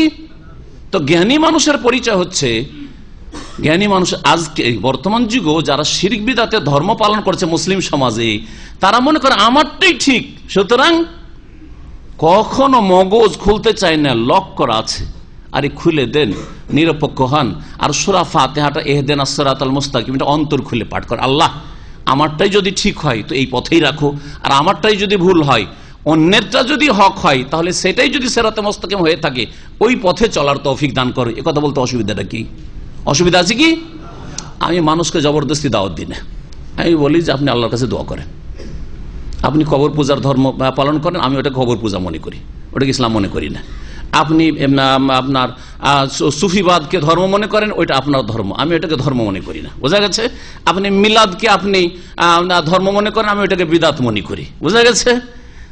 এইরকম বহু আপনার সাথে দ্বিমত রয়েছে। এখন আমাদের সমাধান হচ্ছে আপনিও দোয়া করেন অন্তর থেকে ইহদিনাস সিরাতাল মুস্তাকিম, আর আমিও দোয়া করি আল্লাহ আমাকে সরল পথ দেখাও, আল্লাহ আমাকে সরল পথ দেখাও। যদি সরল পথ আপনারটা হয় তো আল্লাহ ওইটাই আমাকে দেখাবেন, আর আমি যেটা বলছি সেটা যদি সরল পথের দিশা হয়ে থাকে তাহলে আল্লাহ ওইটাতে আসার তৌফিক। অসুবিধাটা কি? অসুবিধাটা কি? কিন্তু না, আমারটাই ঠিক, কোনো মতেই মানবো না অন্যটা, যার ফলে আল্লাহ পাক হিদায়াতের তৌফিক দেন না। সময় শেষ হয়ে যাচ্ছে। আল্লাহ পাক রব্বুল আলামিন বলছেন যে এইরকম কাফেররা দোয়া করেছে, শুধু আল্লাহ পাকের আযাব নেমে আসলো। আযাব তো ওই রকম বড় ধরনের মক্কায় এসে ধ্বংস করলেন আল্লাহ পাক, আসমানি আযাব জমিনি আযাব দিয়ে ধ্বংস করলেন না। কারণ দুটি কারণ, এক নবী আছেন, নবী যতদিন বেঁচে আছেন আসমানি জমিনি আযাব দিয়ে আল্লাহ পাক ধ্বংস করবেন না। দ্বিতীয় যে এরা আল্লাহর কাছে দোয়া করতো, হ্যাঁ, যখন তওয়াফ করতো দোয়া করতো আল্লাহ তুমি আমাদেরকে ক্ষমা করো। তো যেই জাতি ক্ষমা চাই সেই জাতিকে আল্লাহ কি করেন না? ধ্বংস করেন না। ছোটখাটো আযাব দিয়ে, যেমন জিহাদের মাধ্যমে আল্লাহ পাক বদরে এদেরকে লাঞ্ছিত করলেন, মক্কা বিজয়ের মাধ্যমে লাঞ্ছিত করলেন, এই আযাব তাদের কাছে নেমে এসেছে। তাদের উচিত ছিল যে আল্লাহ যদি তোমার পক্ষ থেকে কোরআন সত্য হয় তাহলে আমাদেরকে সেই পথে হিদায়াত দান করো। শেষ আয়াতটি বলছে ওমা কান আল্লাহু লিইউআযযিবাহুম, আল্লাহ পাক তাদেরকে আযাব দেবেন না। কেন? ওয়া আনতা ফীহিম, যেহেতু আপনি তাদের মাঝেই রয়েছেন। নবী বেঁচে থাকাকালীন এই শেষ উম্মতকে বা শেষ উম্মতের কাফেরদেরকে আল্লাহ পাক সমূলে বিনাশ করবেন না। ওমা কান আল্লাহু মুআযযিবাহুম, আল্লাহ তাদেরকে ধ্বংস করবেন না। ওহুম ইস্তাগফিরুন, যদি তার আল্লাহর কাছে ক্ষমা চাইতে থাকে। ওয়া সাল্লাল্লাহু আলা নবিয়িনা মুহাম্মদ ওয়া আলা আলিহি ওয়া সাহবিহি।